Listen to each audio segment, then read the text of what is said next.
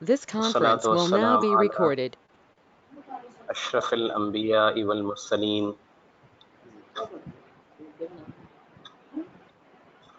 آج ہم جس عنوان پر بات کرنے جا رہے ہیں وہ رمضان المبارک کا وہ نادر موقع ہے جو ایک نہایت ہی منفرد اور بہت ہی یونیک قسم کی ایک اپرچونٹی ہے، اور یہ ایک ایسا موقع ہے جو شاید ہمیں زندگی میں پھر نہ ملے، کیونکہ ہم نہیں جانتے کہ کب کون اس دنیا سے چلا جائے، کب کس کے جانے کا وقت ہو جائے.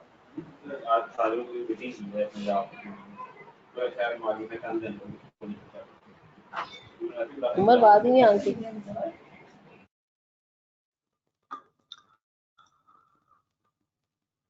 اس سے پہلے کہ ہم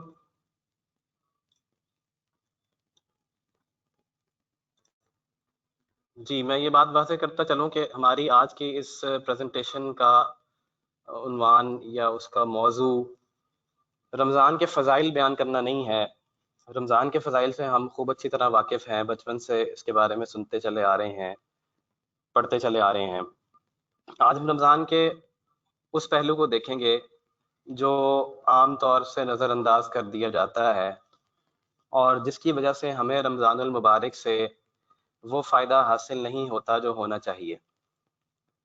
اور رمضان المبارک ہماری زندگی میں آتا ہے ہر سال اور پھر چلا جاتا ہے، اور ہماری زندگی ویسے کی ویسی ہی گزرتی رہتی ہے، حالانکہ اللہ سبحانہ و تعالیٰ کو اس سے کچھ اور مقصود ہے، جس کو اللہ نے قرآن میں بیان بھی فرمایا ہے کہ اے ایمان والو، تم پر یہ روزے فرض کیے گئے جیسا کہ تم سے پہلی امتوں پر فرض کیے گئے تھے تاکہ تم متقی بن جاؤ. تو ہم تقوی کی نعمت سے محروم رہتے ہیں، اور جس طرح ہماری زندگی رمضان سے پہلے گزر رہی ہوتی ہے، رمضان گزر جانے کے بعد بھی اسی طرح گزرتی رہتی ہے. تو اس سے پہلے کہ میں رمضان کے ان پہلوؤں کی بات کروں، ہمیں اس سے پہلے یہ دیکھنا ہوگا کہ ہمارا طرز عمل کیا ہے، اور اس زندگی جو ہمیں اللہ تعالیٰ نے ایک طرف سے ایک نعمت اور ایک امانت کے طور پہ ملی ہے، اس زندگی کو لے کے ہمارا کیا پرسپیکٹیو ہے، ہماری کیا اپروچ ہے، اور ہماری زندگی پر اس کے کیا اثرات مرتب ہو رہے ہیں. سب سے پہلی ایک جو غلط فہمی ہم لوگوں کو ہو گئی ہے وہ یہ کہ ہم نے یہ سمجھ لیا ہے کہ آخرت جو ہے وہ قسمت یا نصیب سے مل جائے گی، اور دنیا جو ہے اس کے لیے خوب محنت کرنی چاہیے.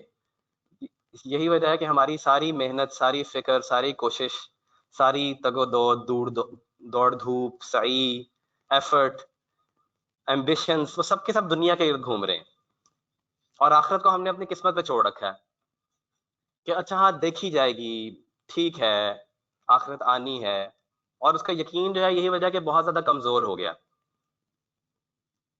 اور آخرت بہتر بنانے کے لیے ہماری کوئی فکر نہیں ہے. ہم خود اپنی زندگیوں کا جائزہ لیں، اپنے گریبان میں جھانکیں کہ کتنے دن کا کتنا حصہ ہے جو ہم یہ سوچتے ہیں کہ ہمیں اپنی آخرت بہتر کرنی ہے، یا میرا کیا بنے گا. میں دن بدن جو ہے وہ قبر کی طرف اور اپنی آخرت کی طرف جا رہا ہوں ہر گزرتے دن کے ساتھ. کیا میں نے اس کے لیے کوئی تیاری کی ہے؟ کیا اس بارے میں مجھے کوئی فکر بھی ہوتی ہے یا کہ نہیں، یا میں بالکل جو ہے وہ بے پرواہ اس سے جو ہے وہ زندگی گزار رہا ہوں. مجھے اور دنیا کی فکریں تو بہت زیادہ ہیں کہ میرا دنیا میں کوئی نقصان نہ ہو جائے، اور دنیا میں کوئی مشکل نہ میرے اوپر آ جائے، اور اس کے لیے میں دن رات فکر مند ہوتا ہوں، کوشش بھی کرتا ہوں، اور اپنا کیریئر بہتر بنانے کے لیے اور اپنا فیوچر بہتر بنانے کے لیے، وہ فیوچر جو میرا دنیا تک اور قبر تک ہی محدود ہے، اس کے لیے میں خوب فکر کرتا ہوں. اور نہ صرف میں فکر کرتا ہوں بلکہ اپنی اولاد کے لیے بھی فکر کرتا ہوں، صرف اپنی ذات کے لیے نہیں. میرے بچوں کا کیریئر اچھا ہو جائے، خاص طور پہ جو لوگ شادی شدہ ہیں یا جو عمر کے اس حصے میں ہیں، وہ اپنے بچوں کے بارے میں فکر کرتے ہیں کہ ان کا کیریئر جو ہے بہتر ہو جائے، ان کا فیوچر بہتر ہو جائے. لیکن اصل فیوچر جو آنے والا ہے، جو کبھی ختم نہیں ہوگا، اس کے لیے ہماری کوئی فکر نہیں ہے. اور دوسری بڑا مسئلہ ہمارے ساتھ یہ ہے کہ ہم نے گناہوں کو معمولی سمجھ رکھا ہے. وہ گناہ جن میں ہم مبتلا ہیں، اور ایسے گناہ جو اللہ اور اس کے رسول کی نظر میں بہت ہی سنگین قسم کے جرم ہیں، ہم اس کو معمولی سمجھتے ہیں، ہم بہت زیادہ کیئرلیس ہیں. جسمانی بیماریاں اگر ہم لگ جائیں ہمیں، تو ہم اس کے لیے بہت فکر مند ہوتے ہیں. کسی کو کوئی موذی بیماری لگ جائے، کورونا کی ایگزامپل ہی آپ لے لیں، ہم کورونا کو لے کے کس قدر زیادہ پریشان ہیں اور جو ہے وہ فکر میں مبتلا ہیں کہ کیا بنے گا اگر مجھے کورونا ہو گیا تو میرا کیا بنے گا. ہم اس بات کے بارے میں بالکل فکر نہیں کرتے کہ مجھے اس وقت میں کس قدر مہلک روحانی بیماریوں کے اندر اور امراض کے اندر مبتلا ہوں. مجھے اس کا علاج کروانا چاہیے. جب مجھے ایک جسمانی بیماری لگتی ہے تو میں دوڑ کے ڈاکٹر کے پاس جاتا ہوں, بہتر سے بہتر ڈاکٹر کو, اسپیشلسٹ کو دکھاتا ہوں تاکہ ڈائگنوسس پراپر ہو, اس کی تشخیص ہو, پھر اس کا علاج ہو. لیکن جو روحانی بیماری مجھے لگی ہے, پتہ نہیں وہ مجھے جو ہے وہ جہنم کے گڑھے کی طرف لے کے جا رہی ہے, مجھے کوئی فکر ہی نہیں ہے, مجھے کوئی پرواہ ہی نہیں ہے, اور جن گناہوں میں میں مبتلا ہوں ان کو میں معمولی سمجھ رہا ہوں. یہ ایک دھوکہ ہے جو ہمیں لگا ہے, اور اس دھوکے لگانے میں شیطان کا بھی بہت بڑا ہاتھ ہے. تیسرا بڑا مسئلہ جو ہمارے ساتھ ہے, اور شاید گناہوں کو معمولی سمجھنا اس وجہ سے بھی ہے کہ ہمیں یہ بہت بڑا دھوکہ شیطان نے لگا دیا ہے کہ ابھی بہت وقت باقی ہے, ابھی بہت ساری زندگی باقی ہے, تم نے بہت عرصہ, بہت سال جینا ہے, موت اور قبر اور آخرت تو بہت دور ہے, ابھی تم ابھی اس کی فکر کیوں کر رہے ہو؟ تم ابھی اس کی فکر میں اپنی دنیا کی انجوائمنٹ کو کیوں خراب کر رہے ہو, اپنی انٹرٹینمنٹ کو کیوں خراب کر رہے ہو؟ ہاں, جب وقت آئے گا, جب کوئی بال سفید ہوں گے, پھر حج عمرہ بھی کر لیں گے, پھر اور نیک کام بھی کر لیں گے. تو اس جو غلط سوچ ہے, اس نے ہمیں بہت زیادہ جو ہے وہ ہمارے عمل کے اندر خرابی پیدا کر دی ہے. ہم اپنی زندگی میں تبدیلی کے لیے کسی معجزے کا انتظار کر رہے ہیں. ہم یہ چاہتے ہیں کہ کوئی میریکل ہو جائے, یا شاید کبھی ایک دن آئے گا کہ میں ٹھیک ہو جاؤں گا, ایک دن آئے گا میں نیک بن جاؤں گا. یا پھر ہم کسی شارٹ کٹ کے انتظار میں رہتے ہیں کہ مجھے کوئی ایسا طریقہ کار بتا دو کہ مجھے زیادہ محنت کوشش نہ کرنی پڑے, بس میں یہ کام کر لوں اور میں سیدھا جو ہے وہ جنت میں پہنچ جاؤں, یا میری آخرت جو ہے وہ سنور جائے. تو ایسا نہیں ہے. ہمیں اس بات کو ریئلائز کرنا ہوگا کہ آخرت اور جنت کی نعمتیں کوئی معمولی چیز نہیں ہے. اللہ کے نبی صلی اللہ علیہ وسلم نے ارشاد فرمایا کہ جنت میں ایک اونٹ کا کوڑا ڈالنے کی جگہ, یعنی ایک چھوٹی سی جگہ, وہ دنیا اور جو کچھ دنیا میں ہے اس سے بہتر ہے. اس قدر قیمتی جنت ہے. تو کیا اس قدر قیمتی جنت جو ہے وہ ایسے ہی ہمیں مل جائے گی؟ ہم اس کے لیے کوئی کوشش ہی نہ کریں. دنیا کی کوئی چیز تو ہمیں بغیر محنت کے ملتی نہیں ہے. ہم اس پہ وقت بھی لگاتے ہیں, پیسہ بھی لگاتے ہیں, ایفرٹ بھی لگاتے ہیں, کوشش بھی کرتے ہیں, تب جا کے ہمیں وہ چیز ملتی ہے. اور جو ہے وہ آخرت کی نعمتیں ہمیں ایسے ہی مل جائیں, ہم کوئی کوشش نہ کریں. تو یہ جو ہے وہ غلط فہمیاں ہیں جن کا ہم شکار ہیں. اس کے اثرات کیا ہماری زندگی پر مبتلا ہوتے ہیں کہ ہماری زندگی میں بے سکونی ہے اور بے برکتی ہے, اور انٹرنل جو سیٹسفیکشن ہے اس سے ہم محروم ہیں. جو دلی سکون اور اطمینان ہے اس سے ہم محروم ہیں. ہو سکتا ہے کہ ہمارے پاس بہت زیادہ مال پیسہ ہو, ہمارا اسٹیٹس بہت اچھا ہو, ہم نے دنیا کی بہت سارے مال اسباب اکٹھا کر لیا ہو, بہت جو ہے وہ مقام حاصل کر لیا ہو دنیا میں, اور اس کے بعد پھر کیا ہوتا ہے؟ یہ میری بات ذرا غور سے سنیے گا, بلکہ دل کے کانوں سے یہ بات سنیے گا کہ جب ایک بندہ مومن انسانی غلط فہمیوں کا شکار رہتا ہے اور اللہ سے دور بھاگتا رہتا ہے اور گناہوں والی زندگی کو نہیں چھوڑتا, تو اس کے نتیجے میں دو باتیں ہو سکتی ہیں. یا تو اللہ کی جانب سے استدراج ہو جائے. استدراج مشکل لفظ ہے, آسان معنی کیا ہے اس کے؟ ڈھیل. بعض اوقات ایسا ہوتا ہے کہ اللہ کی طرف سے ڈھیل مل جاتی ہے اور وہ بندہ سمجھتا ہے کہ میں جو کر رہا ہوں ٹھیک ہے, اٹس نو بگ ڈیل, سارے ہی کر رہے ہیں, میں بھی کر رہا ہوں, کوئی بات نہیں. اور اللہ کی طرف سے ڈھیل ملتی رہتی ہے اور وہ شخص جو ہے اس کام سے باز نہیں آتا. یا پھر کیا ہوتا ہے, اس شخص کے اندر یہ طلب ہوتی ہے کہ وہ بچنا چاہتا ہے, اس کے اندر یہ طلب ہوتی ہے کہ وہ نیک بن جائے, یا وہ آخرت کی پکڑ سے, قبر حشر کے عذاب سے بچ جائے. اس کے دل میں طلب ہوتی ہے, خواہش ہوتی ہے, تمنا ہوتی ہے, لیکن وہ عمل اپنا بہتر نہیں کر رہا ہوتا. تو پھر کیا ہوتا ہے, اللہ سبحانہ و تعالی اس کی مشکلات اور مصائب کے ذریعے سے, بیماریوں کے ذریعے سے, تکلیفوں کے ذریعے سے اس کی اصلاح کرتے ہیں, اس کو اپنی طرف کھینچ لیتے ہیں. یہ اللہ کی طرف سے رحمت ہوتی ہے اصل میں. تو اب یہ ہم نے ڈیسائیڈ کرنا ہے کہ ہمیں آسان راستہ چاہیے یا ہمیں مشکل راستہ چاہیے. وی وانٹ ایزی وے اور دا ہارڈ وے. کیونکہ اگر ہم چاہتے ہیں کہ جنت میں جائیں اور ہم چاہتے ہیں کہ ہماری آخرت بہترین ہو اور ہم قبر حشر کی سختیوں سے بچ جائیں, لیکن ہم اپنے اعمال کو درست نہیں کرنا چاہتے, جیسی زندگی چل رہی ہے ویسے ہی چلنا چاہتے ہیں, تو پھر کہیں ایسا نہ ہو کہ اللہ تعالیٰ کوئی اپنی پکڑ کی اس دنیا میں چھوٹی رسی بھیج دیں اور اس کے ذریعے سے ہمیں اپنی طرف کھینچ لیں. تو وہ لمحہ سوچیے ہمارے لیے کس قدر تکلیف دہ ہوگا. تو اس سے جو ہے وہ ہمیں اللہ تعالیٰ, اس سے ہمیں ڈرنا چاہیے, اللہ تعالیٰ کی پناہ مانگنی چاہیے. تو اگلی بات سے پہلے میں یہ کہوں گا کہ اب یہاں ہمیں یہ طے کرنا ہوگا, ہمیں یہ ڈیسائیڈ کرنا ہوگا کہ ہم اپنی کامل اصلاح کرنا چاہتے ہیں یا ہم اسی طرح غفلت بھری زندگی میں مست رہنا چاہتے ہیں. یہ ہمیں ڈیسائیڈ کرنا ہوگا.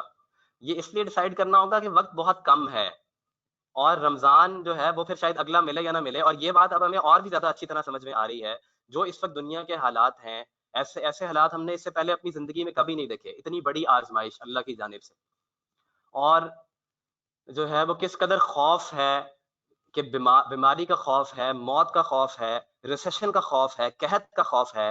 اس قدر زیادہ خوف ہمارے اوپر جو ہے وہ اس وقت مسلط ہیں. ہم نہیں جانتے کہ ہم اگلے سال تک زندہ رہیں گے یا نہیں رہیں گے. ہم میں سے کوئی شخص یہ بات کلیم نہیں کر سکتا. یہاں پر کوئی بھی شخص پوری گارنٹی سے یہ بات نہیں کہہ سکتا کہ ہاں میں اگلے رمضان تک زندہ ہوں گا یا اگلا رمضان بھی مجھے ملے گا. ہاں شاید ذہن میں خیالات ہو کہ ہاں ایسا ہی ہوگا، بٹ کوئی بھی 100% شیورٹی کے ساتھ یہ بات نہیں کہہ سکتا. تو جب ایسا نہیں ہے اور کسی بھی وقت ہم جا سکتے ہیں، اور لائف اتنی انپریڈکٹیبل ہے اور اتنے حادثات اس دور کے اندر موجود ہیں کہ اچانک سے لوگ اس دنیا سے چلے جاتے ہیں، تو پھر میرا خیال ہے کہ عقل مندی کا تقاضا یہی ہے کہ ہم یہیں پر یہ بات طے کر لیں، اور آج ہی یہ بات طے کر لیں کہ ہمیں اپنی اصلاح کرنی ہے یا نہیں کرنی. صرف اتنا طے تو ہم کر سکتے ہیں نا. ٹھیک ہے، اصلاح کرنا مشکل ہے یا گناہوں کو چھوڑنا مشکل ہے، یہ وہ کام جن کے ہم بہت زیادہ عادی ہو چکے ہیں ان کو چھوڑنا مشکل ہے، اور مشکل ہوتا بھی ہے، لیکن ہم کم از کم نیت اور ارادہ تو کر سکتے ہیں نا. تو ہم وہ نیت اور ارادہ کر لیں. اگر ہم یہ ارادہ نہیں کرتے اور اسی طرح بس جینا چاہتے ہیں جس طرح ہم جی رہے ہیں، تو پھر شاید میری آج کی بات آپ کو زیادہ فائدہ نہ دے. اس لیے میں نے اگلی بات شروع کرنے سے پہلے یہ بات آپ سے کی. ہماری اصلاح کے راستے میں 2 بڑی رکاوٹیں ہیں. سب سے بڑی رکاوٹ ہماری اصلاح کے راستے میں کیا ہے؟ ہمارا اپنا نفس ہے. نفس کیا ہے؟ ہماری اپنی جان ہے. یہ کیا چیز ہے؟ اس کو ہم اپنا حیوانی وجود بھی کہہ سکتے ہیں. یہ ہمارا بایولوجیکل وجود ہے جس کو وہ ساری چیزیں چاہیے جو ایک حیوان کو چاہیے ہوتی ہیں. نفس کیا ڈیمانڈ کرتا ہے؟ نفس مزے چاہتا ہے، نفس لذات چاہتا ہے، نفس آرام چاہتا ہے. یہ ساری چیزیں ہمارے نفس کو چاہیے، وہ ساری خواہشات پوری کرنا چاہتا ہے. اور یہ خواہشات پوری کرنا جو ہے اس کے لیے اللہ سبحانہ و تعالیٰ نے، چونکہ خود یہ انسان کو تخلیق کیا ہے، اللہ سے بہتر کوئی نہیں جانتا کہ یہ ساری خواہشات انسان کے ساتھ لگی ہیں. اللہ نے ان کو پورا کرنے کے لیے ایک جائز طریقہ بتایا ہے اور ناجائز طریقوں سے منع کیا ہے.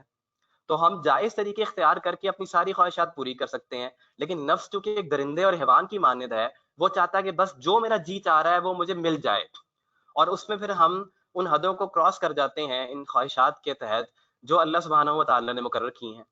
اور اس میں اس جلتی پہ تیل کا کام کون کرتا ہے؟ وہ ہمارا بڑا دشمن شیطان کرتا ہے، جو ہمارے نفس کا حصہ تو نہیں ہے، ہمارے نفس سے باہر ہے، ایکسٹرنل ایک اینٹی ہے، لیکن وہ بہت اچھی طرح سے سمجھتا ہے کہ انسان کس خمیر سے بنا ہے، اس کے نفس کی کیا کمزوریاں ہیں. وہ انہیں ایکسپلائٹ کرتا ہے، وہ ان خواہشات کو مزین کر کے دکھاتا ہے، انہیں بوسٹ کر دیتا ہے. شیطان حدیث نبی صلی اللہ علیہ وسلم کے مطابق خون میں ایسے دوڑتا ہے جیسے پارا یا مرکری دوڑتا ہے. شاید ان ہارمونز کا حصہ بن جاتا ہے جو کہ نفسانی خواہشات کو ابھارنے والے ہیں. اور پھر جو نفس پہلے سے کمزور ہوتا ہے وہ اس شیطان کا بڑے آرام سے شکار ہو جاتا ہے، وہ اس کا لقمہ بن جاتا ہے بہت آرام سے. اور جو نفس یہ کہتا ہے کہ نہیں، میں نے اللہ کی بنائی حدوں کو نہیں توڑنا، میں اپنی خواہش تو پوری کروں گا صرف جائز طریقے سے، میں ناجائز طریقہ اختیار نہیں کروں گا، شیطان کا اس پر وار نہیں چلتا. اس بات کو اچھی طرح سمجھ لیجیے، یہ بات بہت اہم ہے ہماری آج کی ساری ڈسکشن کو سمجھنے کے لیے. جو نفس اللہ کی حدوں کو توڑنا نہیں چاہتا یا اپنے آپ پر جمع رہتا ہے، وہ شیطان کا شکار نہیں ہوتا. شیطان زبردستی کسی کے ساتھ اس کو بہکا نہیں سکتا، یہ بات یاد رکھیے. اور جو نفس بچنا چاہتا ہے، اللہ سبحانہ و تعالیٰ کی خاص مدد بھی اس کے ساتھ آتی ہے. یہ بات بھی بڑی اہم ہے، ورنہ اللہ کے فضل سے اور اللہ کی مدد کے بغیر ہم بچ نہیں سکتے. تو اللہ کی خصوصی مدد اس کے شخص کے ساتھ آتی ہے جو بچنا چاہتا ہے، اور اللہ تعالیٰ اس کو شیطان کے وار سے بچا لیتے ہیں. تو یہ 2 بڑی رکاوٹیں ہمارے راستے میں ہیں جو ہمیں چلنے نہیں دیتی. ہم ایک قدم آگے بڑھتے ہیں، 10 قدم پیچھے ہٹ جاتے ہیں. ہم کبھی کوئی دین کی بات سنتے ہیں، کوئی ایسے ماحول میں بیٹھتے ہیں، اور پھر ہم کہتے ہیں کہ ہاں اب میں نیک بنوں گا، اب میں یہ سب گناہ چھوڑ دوں گا. لیکن کیا ہوتا ہے؟ تھوڑے ہی دیر بعد ہم اپنے نفس کے ہاتھوں زیر ہو جاتے ہیں. یہ شاید نیک بننے کا جتنا ارادہ کیا تھا، ہر گزرتے دن کے ساتھ اور زیادہ اس سے زیادہ برائی میں مبتلا ہونا شروع ہو جاتے ہیں. تو یہ بڑی رکاوٹیں ہیں جن کا کیا حل ہے؟ ہماری اصلاح کے لیے اللہ سبحانہ و تعالیٰ نے ایک زبردست بندوبست فرمایا ہے. اللہ تعالیٰ جانتے ہیں کیونکہ اللہ نے ہمیں تخلیق کیا ہے. اللہ نے فرمایا الا یعلم من خلق, جس نے پیدا کیا ہے کیا وہی نہیں جانے گا؟ تو اللہ سے بہتر ہمیں کوئی نہیں جانتا. اللہ تعالیٰ نے انسان کو تخلیق کیا ہے اور اس کے نفس کے جو وساوس ہیں ان کو اللہ سبحانہ و تعالیٰ نے کہا کہ ہم جانتے ہیں ان کو, اور ہم اس کی شارک سے بھی زیادہ اس کے قریب ہیں. تو اللہ تعالیٰ نے یہ جو رکاوٹیں دو بڑی ہمارے راستے میں تھیں, ان کو دور کرنے کے لیے ایک زبردست بندوبست کیا ہے, ایک سسٹم بنایا ہے, ایک پورا سیٹ اپ کیا ہے جس کو ہم کہہ سکتے ہیں. اور وہ سیٹ اپ کیا ہے کہ مسلسل 30 یا 29 دن تک شیاطین کو قید میں ڈال دیا جائے. اللہ کا حکم ہوا, شیاطین کو زنجیروں میں جکڑا بڑے بڑے اور قید میں ڈال دیا گیا. وہ جو ایکسٹرنل فیکٹر تھا, وہ جو نقصان بہکاتا تھا, کمزور نفس اس کا شکار ہو جاتے تھے, اب وہ قید میں چلا گیا ہے, اب وہ تنگ نہیں کرے گا. اور نفس کو صبح سے شام تک بھوکا رکھا جائے. روزے کے ذریعے اللہ تعالیٰ نے بندہ مومن کو کہا کہ تم باؤنڈ ہو, اب تم نے صبح سے شام تک کچھ نہیں کھانا, تم نے اپنی تمام جائز خواہشات بھی پوری نہیں کرنی, اس کے علاوہ اور بھی جو خواہشات ہیں وہ پوری نہیں کرنی. وہ ساری پابندیاں روزے کی جو ہمیں پتہ ہیں وہ اس کا انتظام کر دیا گیا. اور پھر کیا کیا, اس کے علاوہ خصوصی رحمتوں کا نزول کیا جائے. اللہ نے کہا اس مہینے کے اندر اللہ کی بہت خاص قسم کی رحمتیں نازل ہوتی ہیں, جس کے نتیجے میں ہمارا ایک میلان پیدا ہوتا ہے عبادات کی طرف, تلاوت کی طرف, مساجد کی طرف. ایسے ہی ہم مسجد جو ہے وہ نہیں چلے جاتے, یہ اللہ کی رحمتیں ہوتی ہیں اور شیاطین قید ہوتے ہیں. اور پھر کیا ہوتا ہے, عبادات کے ثواب کو اللہ سبحانہ و تعالیٰ بڑھا دیتے ہیں. آپ یہ دیکھیے کہ کس قدر زیادہ اللہ تعالیٰ پورا ایک نظام جو ہے وہ بنا رہے ہیں کہ ساری اسٹیپ بائی اسٹیپ سب چیزوں کو ساتھ لے کے چل رہے ہیں. دوسری مخلوقات کو, انسانوں کے لیے دعائے مغفرت میں لگا دیا جائے. جو روزہ رکھ رہا ہے اس کے لیے جو ہے وہ سمندر میں مچھلیاں اور ہواؤں میں پرندے اس کے لیے دعا کر رہے ہیں, فرشتے اس کے لیے دعائے مغفرت کر رہے ہیں. اور جہنم سے آزادی کے فیصلے کیے جاتے ہیں اس مہینے کے اندر. اور پھر ایک خاص رات کی عبادت کا جو ثواب ہے اس کو 1000 مہینوں کے ثواب کے برابر کر دیا جاتا ہے. تو یہ دیکھیے کہ اگر ہم سارے پوائنٹس پہ غور کریں تو کس قدر جو ہے وہ اللہ تعالیٰ نے 30 دن کے لیے ایک ایسا نظام اور ایک ایسا سیٹ اپ ہمارے لیے بنایا ہے کہ یہ میرا بندہ جو ہے کمزور ہے, یہ جو ہے وہ نفس و شیطان کے ہاتھوں جو ہے وہ بہت زیادہ شکار ہو چکا ہے, اس کو جو ہے وہ مدد کی ضرورت ہے. تو یہ خصوصی مدد ہے اللہ سبحانہ و تعالیٰ کی جو رمضان کی شکل میں ہماری طرف آ رہی ہے. اور ہماری زندگیوں کا رمضان میں داخل ہونا, یہ سمجھیے کہ بہت بڑی بلیسنگ ہے اللہ تعالیٰ کی. یہ وہ دعا ہے جو اللہ کے نبی کیا کرتے تھے, اللہم بارک لنا فی رجب و شعبان وبلغنا رمضان. رجب کے مہینے سے ہی اللہ کے نبی صلی اللہ علیہ وسلم یہ دعا کرنا شروع کر دیتے تھے کہ اے اللہ ہماری زندگیوں کو ہماری رجب اور شعبان میں برکت ڈال دے اور ہماری زندگیوں کو رمضان تک پہنچا دے. تو میں اور آپ جو رمضان میں داخل ہو رہے ہیں یہ صرف اللہ کی رحمت سے ہے, یاد رکھیے. جس کا وقت آ جائے وہ رمضان سے ایک دن پہلے بھی چلا جایا کرتا ہے. تو اب پتہ نہیں اگلا رمضان ہمیں ملتا ہے یا نہیں ملتا, اس بات کو ہمیں نہیں یقین. لہٰذا اس رمضان کی اس عظیم نعمت کو جو ہے وہ ریئلائز کر لیں, ہم پہچان لیں کہ یہ کتنی بڑی نعمت ہے اور کتنا بڑا احسان ہے. یہ ایک نادر موقع ہے جو مجھے مل گیا ہے. یہ کیسا یونیک اور انپیرلڈ اپرچونٹی ہے. گناہوں کی عادت چھوڑنے کے لیے بہت زبردست موقع ہے, نیکیوں کا خوگر بننے کے لیے بہت زبردست موقع ہے. ایسا موقع پورا سال میں نہیں ملنے والا, بلکہ میں تو یہ کہوں گا کہ ایسا موقع آپ کو حج کے دنوں میں بھی نہیں ملنے والا شاید. آپ دیکھیے حج کے کرنے جب انسان جاتا ہے تب بھی شیاطین قید نہیں ہوتے. شیاطین صرف اور صرف رمضان ایک ایسا مہینہ ہے, ذوالحجہ کی راتیں بڑی اہم ہیں, محرم کے دن بڑے اہم ہیں, لیکن شیاطین کب قید ہوتے ہیں؟ صرف اور صرف رمضان میں شیاطین قید ہوتے ہیں. اور پورا ماحول اللہ کی خاص رحمتیں جو ہیں وہ نازل ہوتی ہیں. اور پچھلے تمام گناہوں کی مغفرت کے لیے ایک بہت خاص موقع ہے. یہ ایک ایسا مہینہ ہے جس میں ہم اپنا نامہ اعمال جو ہے اس کو کلیئر کروا سکتے ہیں, اپنا کھاتہ کلیئر کروا سکتے ہیں گناہوں سے, اگر ہم سچے دل سے توبہ کریں اور اللہ سے گڑ گڑا کے مانگیں. اور تو اللہ کی رحمت جو ہے وہ بہت زیادہ متوجہ ہوتی ہے. ہمارے سارے گناہ جو ہیں وہ معاف کر دیے جا سکتے ہیں. اللہ کے لیے کچھ مشکل نہیں ہے. دعاؤں کی قبولیت کے لیے خاص موقع ہے. ہر افطار اور سحر اور افطار کے وقت ہر روز ایک دعا قبول ہوتی ہے, تو دعائیں ہم اس میں قبول کروا سکتے ہیں. ایسا موقع جو ہے وہ کہیں اور نہیں ملتا. قبولیت کی اور بھی گھڑیاں ہوتی ہیں, رمضان ان میں سے بہت اہم ہے. قرآن کریم سے اپنا تعلق مضبوط بنانے کے لیے بہت اہم موقع ہے. قرآن جو ہے وہ سنایا جا رہا ہوتا ہے تراویح میں, قرآن کی تلاوت کی جا رہی ہوتی ہے, اور قرآن اس مہینے میں نازل ہوا. کس قدر زبردست موقع ہے. سارا سال کے علاوہ اس میں تلاوت کرنا بہت آسان ہے. نامہ اعمال کو نیکیوں سے بھرنے کے لیے ایسا موقع ہے کہ چونکہ ثواب بڑھا دیا گیا ہے, مول جو ہے وہ بڑھ گیا ہے, ریٹ چڑھ گیا ہے. اب ایک کی جو ہے وہ 7 گنا مل رہا ہے, 70 گنا جو ہے وہ ایک کا اگر آپ کو ثواب مل رہا ہے, ملٹی پلائی بائی 70 ہو رہا ہے. جو نوافل پڑھ رہے ہیں فرضوں کے برابر ثواب مل رہا ہے, فرض پڑھ رہے ہیں جو ہے وہ 70 فرضوں کے برابر ثواب مل رہا ہے. اللہ تعالیٰ کمی بیشی معاف فرمائے, غالباً ایسا ہی ہے. تو کس قدر زیادہ جو ہے وہ زبردست یہ موقع ہے, اس کو ہم بالکل بھی ضائع نہ کریں. اس سے ہم پورا کا پورا بھرپور طریقے سے فائدہ اٹھانے کی نیت کر لیں. اور پھر آخری بات یہ کہ اس موقع کو ضائع کرنے کی جو سنگینی ہے وہ کس قدر زیادہ ہے. آپ کہتے ہیں کہ نہیں میں نہیں اس موقع سے فائدہ اٹھانا چاہتا, آئی ڈونٹ کیئر. تو پھر اس کے لیے ہمارے سامنے یہ حدیث ہونی چاہیے جس میں جبرائیل علیہ السلام تشریف لائے جب اللہ کے نبی صلی اللہ علیہ وسلم ممبر پر تشریف قدم رکھا تھا آپ نے, اور آپ صلی اللہ علیہ وسلم نے فرمایا آمین, اور پھر 3 مرتبہ کہا آمین. اور اس میں سے ایک مرتبہ آمین کس کے لیے کہا؟ وہ شخص جو رمضان کو پائے اور اپنی مغفرت اور اس کی مغفرت نہ کر دی جائے, وہ شخص جہنم میں داخل کیا جائے, وہ شخص جہنم میں داخل ہو اور اللہ کی رحمت سے دور ہو جائے. تو آپ صلی اللہ علیہ وسلم نے کیا فرمایا؟ آمین. اس پر کہا آمین. کیوں کہا آمین؟ کہ دیکھیے کہ کس قدر زبردست موقع آپ کو مل رہا ہے, کس قدر آسانی اللہ نے کر دی ہے. جب اللہ نے اتنی آسانی کر دی اور بندہ پھر بھی اس سے فائدہ نہ اٹھائے, تو بتائیے کون قصوروار ہے, کون غضب کا مستحق ہے؟ وہ شخص جو فائدہ نہیں اٹھا رہا. ایک طالب علم کی مثال آپ لے لیں. آپ جو ہے وہ ایک طالب علم کو امتحان میں پاس کروانے کے لیے, مثلا اپنے بیٹے کو آپ چاہتے ہیں کہ وہ امتحان میں پاس ہو, آپ اس کے لیے جو ہے وہ پورا اس کی مدد کریں, اس کو ٹیوشن جو ہے وہ رکھوا کے دیں, بہترین ٹیوٹر اس کو ارینج کر کے دیں, اس کو جو ہے وہ سلیبس کی تیاری خود کروائیں, اور جو بن پڑتا ہے اس سے آپ کریں, اور سلیبس بھی اتنا آسان ہو کہ وہ کر سکے, اور اس کے باوجود وہ فیل ہو جائے, تو بتائیے آپ کو کس قدر غصہ آئے گا کہ میں نے جو ہے وہ کس قدر کوشش کی, تمہارے لیے میں نے اتنی آسانی پیدا کی, تم اس کے باوجود فیل ہو گئے, تم کس قدر نکمے ہو, تم کس قدر جو ہو وہ بے وقوف ہو. تو یہ امتحان جو آخرت کا امتحان ہے, اور سب سے زیادہ قیمتی چیز ہے آخرت, اس کے لیے اللہ نے ہمارے لیے اتنی آسانی کی, اور پھر بھی ہم اس سے فائدہ نہ اٹھائیں اور اس کو ضائع کر دیں.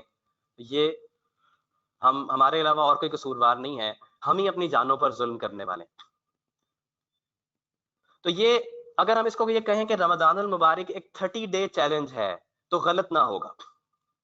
یہ ایک 30 دن کا چیلنج ہے. چیلنج وہ چیز ہوتی ہے جو ایک مشکل کام ہوتا ہے, اور جب ہم اس چیلنج کو قبول کر لیتے ہیں تو ہم کہتے ہیں کہ ہاں میں یہ کام کروں گا, میں یہ کر کے دکھاؤں گا. تو میں امید کرتا ہوں کہ آپ اس چیلنج کے لیے تیار ہیں, اور اس چیلنج کو آپ میں پورا اترنے کی پوری کوشش کریں گے انشاءاللہ تعالی. آغاز کیسے کریں اس چیلنج کا؟ سب سے پہلا کام ہمیں یہ کرنا ہوگا کہ ہم رمضان سے بھرپور فائدہ اٹھانے کی خالص نیت اور پکا ارادہ کر لیں. دیکھیں گھبرائیں نہیں. اگر ہمیں لگتا ہے کہ نہیں ہم یہ فلاں چیزیں فلاں کام نہیں چھوڑ سکتے, تو کوئی بات نہیں, رمضان میں ایٹ لیسٹ چھوڑنے کی ہم خالص نیت اور پکا ارادہ کر لیں کہ ہاں یہ 30 ڈے کی ایک ایکسرسائز ہے, ایک ٹریننگ ہے جس میں سے مجھے گزرنا ہے. کم از کم اس ٹریننگ کے دوران میں یہ کام نہیں کروں گا, اس کے بعد کی پھر دیکھی جائے گی. اور اللہ تعالیٰ سے سچے دل سے دعا مانگیں کہ یا اللہ اس رمضان کو میری زندگی میں ایک واضح تبدیلی کا ذریعہ بنا دیں. مجھ سے نیک بنا نہیں جاتا, آپ مجھے نیک بنا دیں. جب ہم یہ دعا کریں گے اور اللہ کو اپنی طلب دکھائیں گے, تو اللہ تعالیٰ ایک نہیں 10 20 راستے کھولیں گے. یہ گارنٹیڈ بات ہے. جب ہم اللہ سے ہدایت مانگتے ہیں اور اللہ کو اپنی طلب دکھاتے ہیں, تو اللہ تعالیٰ بہت زیادہ فضل فرمانے والے ہیں. بندہ ایک قدم اللہ کی طرف بڑھاتا ہے, اللہ 2 قدم بڑھاتے ہیں, اور بندہ جو ہے وہ چل کے آتا ہے, اللہ دوڑ کے آتے ہیں. یعنی اللہ تعالیٰ بہت زیادہ فضل فرماتے ہیں, بہت زیادہ رسپونڈ کرتے ہیں. اور اس عظیم فائدے کو ذہن میں رکھیں کہ میری آخرت سنور جائے گی, میری اصلاح ہو جائے گی. اس فائدے کو ذہن میں رکھتے ہوئے فار دا گریٹر گڈ جسے ہم کہتے ہیں, 30 دن کے آپ اس چیلنج کو قبول کر لیں اور اپنے آپ کو ذہنی طور پہ تیار کر لیں. کیونکہ جب انسان ذہنی طور پہ کسی کام کے لیے تیار ہوتا ہے تو ہی وہ اس کام کو پوری تندہی کے ساتھ کرتا ہے, تبھی وہ سیلف موٹیویٹڈ ہوتا ہے. اگر آپ ذہنی طور پہ تیار نہ ہو اور ڈنڈے کے زور پہ آپ سے کچھ کام کروایا جائے, تو میرا خیال ہے کہ آپ کو جیسے ہی موقع ملے گا آپ اس کام کو چھوڑ دیں گے, اور آپ اس سے فوراً راہ فرار جو ہے وہ اختیار کریں گے. تو بالکل ہم اپنے فائدے کے لیے, یہ صرف اور صرف میں نے اپنے فائدے کے لیے کرنا ہے, اس میں میرا اخروی فائدہ ہے, کسی کا اور کوئی مفاد اس سے وابستہ نہیں ہے. تو کم از کم ان 30 دنوں میں دی گئی ہدایات پر مجھے 100% عمل کرنا ہے, اس امید کے ساتھ کہ رمضان کے بعد بھی اللہ تعالیٰ ایسے ہی زندگی گزارنے کی توفیق دے دیں گے. یاد رکھیے کہ اللہ کی جانب سے توفیق ملتی ہے تو انسان نیک بنتا ہے, یہ پکی بات ہے. کوئی بھی انسان نیکی تقویٰ والی زندگی پہ نہیں آ سکتا جب تک اللہ نہ چاہے, اللہ کا فضل نہ ہو. تو اللہ تعالیٰ کی جانب سے توفیق مل جائے تو سارے کام آسان ہو جاتے ہیں. اور ہم یہ امید رکھیں کہ میں اس رمضان میں جب اس نیت کے ساتھ یہ عمل کروں گا تو رمضان کے بعد اللہ تعالیٰ خود ہی میرے لیے آسان کر دیں گے. ابھی اس کی میں فکر نہ کروں, ابھی بس اس 30 دن کو گزارنے کی میں فکر کروں. اور یہ مشق اور فائدہ آپ کو فائدہ دے گی ہی تب جب آپ اس کو واقعی پوری طرح سے ادا کریں, اور یوں سمجھیں کہ آپ 30 دن کی special military training per of sight آئے ہوئے ہیں. آپ کو آپ کی کمپنی نے ٹریننگ کے لیے بھیج دیا ہے, آپ گھر پہ نہیں ہیں اب اپنے, آپ ایک ریموٹ لوکیشن کے اوپر ہیں, ایک دور دراز جگہ کے اوپر ہیں, جہاں پر آپ کو وہ ساری سہولیات میسر نہیں ہیں, آپ کو وہ ساری ریکریشنز اور وہ جو ہے وہ انٹرٹینمنٹ اویلیبل نہیں ہے جو ہوا کرتی تھی وہاں اپنے گھر کی, وہ اس کمفرٹ زون سے اب آپ باہر آ گئے ہیں, اور اب آپ نے اس 30 دن کی ٹریننگ جو ہے اس کو پورے طریقے سے ادا کرنا ہے, اور آپ کو 24 گھنٹے اس کا پابند رکھنا ہے. جیسے آپ ٹریننگ پہ جاتے ہیں, یہ ملٹری ٹریننگ کی میں نے بات اس لیے کی ہے کہ ملٹری ٹریننگ ذرا ٹف ہوتی ہے, آرمی کی ٹریننگ جو ہوتی ہے وہ ایک بہت ٹف ٹریننگ ہوتی ہے, اور اس میں جو ہے وہ اچھا خاصا رگڑا لگتا ہے. تو اس لیے آپ 24 گھنٹے کے لیے اس ٹریننگ کا حصہ ہیں, یہ بات ذہن میں رکھیے. ایسا نہیں کہ آپ بس دن میں ٹریننگ ہے اور رات کو پھر آپ ٹریننگ سے باہر, ایسا نہیں ہے. تو روزے کے دوران دیکھیے, آپ غور کیجیے کہ روزے کے دوران ہمیں ان کاموں سے بھی روک دیا گیا ہے جو حلال ہیں. تو کیا روزے کے بعد ہمیں ان کاموں کی اجازت ہے جو حرام ہے؟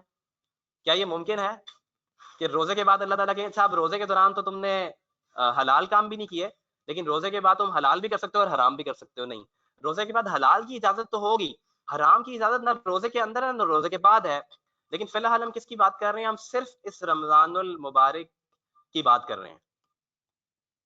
اس مہینے کے اندر, اس پورے مہینے کے اندر جو ہے وہ ہمیں پابند رہنا ہے, اور ہمیں اپنے آپ کو چوکنا رکھنا ہے, اور اپنے اعمال پر خود نظر رکھنی ہے, بالکل اس طرح جیسے آرمی یا ملٹری کے لوگ دشمن کے حملے سے ہوشیار رہتے ہیں. آپ سمجھیں کہ آپ بارڈر پہ کھڑے ہوئے ہیں, آپ بارڈر پہ کھڑے پہرا دے رہے ہیں, اور دشمن کا حملہ ہو سکتا ہے کسی بھی وقت. تو شیاطین تو بند ہیں, نفس جو ہے وہ حملہ کرے گا. نفس کو جو بری عادتیں لگ گئی ہیں, اس کے منہ کو جو بری چیزیں لگ چکی ہیں, اب وہ حملہ کرے گا. وہ کہے گا کہ مجھے یہ چیز چاہیے, مجھے یہ مزہ چاہیے, مجھے یہ لذات چاہیے. لیکن آپ نے چوکنا رہنا ہے, آپ نے خود چوکیداری کرنی ہے, آپ نے اپنی چوکیداری خود کرنی ہے, آپ نے جو ہے وہ خود حفاظت کرنی ہے, جس کو قرآن کہتا ہے کہ وہ اپنی نمازوں کی حفاظت کرنے والے ہیں. اس طرح ہمیں خود جو ہے وہ چوکیداری اور حفاظت کرنی ہوگی, اپنے اعمال پر خود نظر رکھنی ہوگی اس پورے مہینے کے اندر, اور ہمیں ہمت نہیں ہارنی اور مورال ڈاؤن نہیں ہونے دینا. یہ مورال بھی آرمی میں ٹرم یوز ہوتی ہے, اپنا مورال جو ہے وہ ڈاؤن نہیں ہونے دینا, ہمت نہیں ہارنی. اگر تھوڑی سی کمی ہو گئی تو اٹھ کر دوبارہ کھڑے ہو جانا ہے. جیسے کوئی شخص گر جائے تو چھلانگ لگا کے دوبارہ کھڑا ہو جاتا ہے, دوڑتے دوڑتے ایکسرسائز کرتے ہوئے کوئی زمین پر گر جائے تو وہ گرا نہیں رہتا, بلکہ وہ فوراً سے جو ہے وہ کھڑا ہوتا ہے کہ نہیں. تو یہ سمجھیے کہ یہ چیلنج ہے, میں امید کرتا ہوں کہ آپ یہ چیلنج لینے کے لیے تیار ہیں, اور 30 دن کی یہ پابندی جو ہے وہ اختیار کرنے کے لیے تیار ہیں.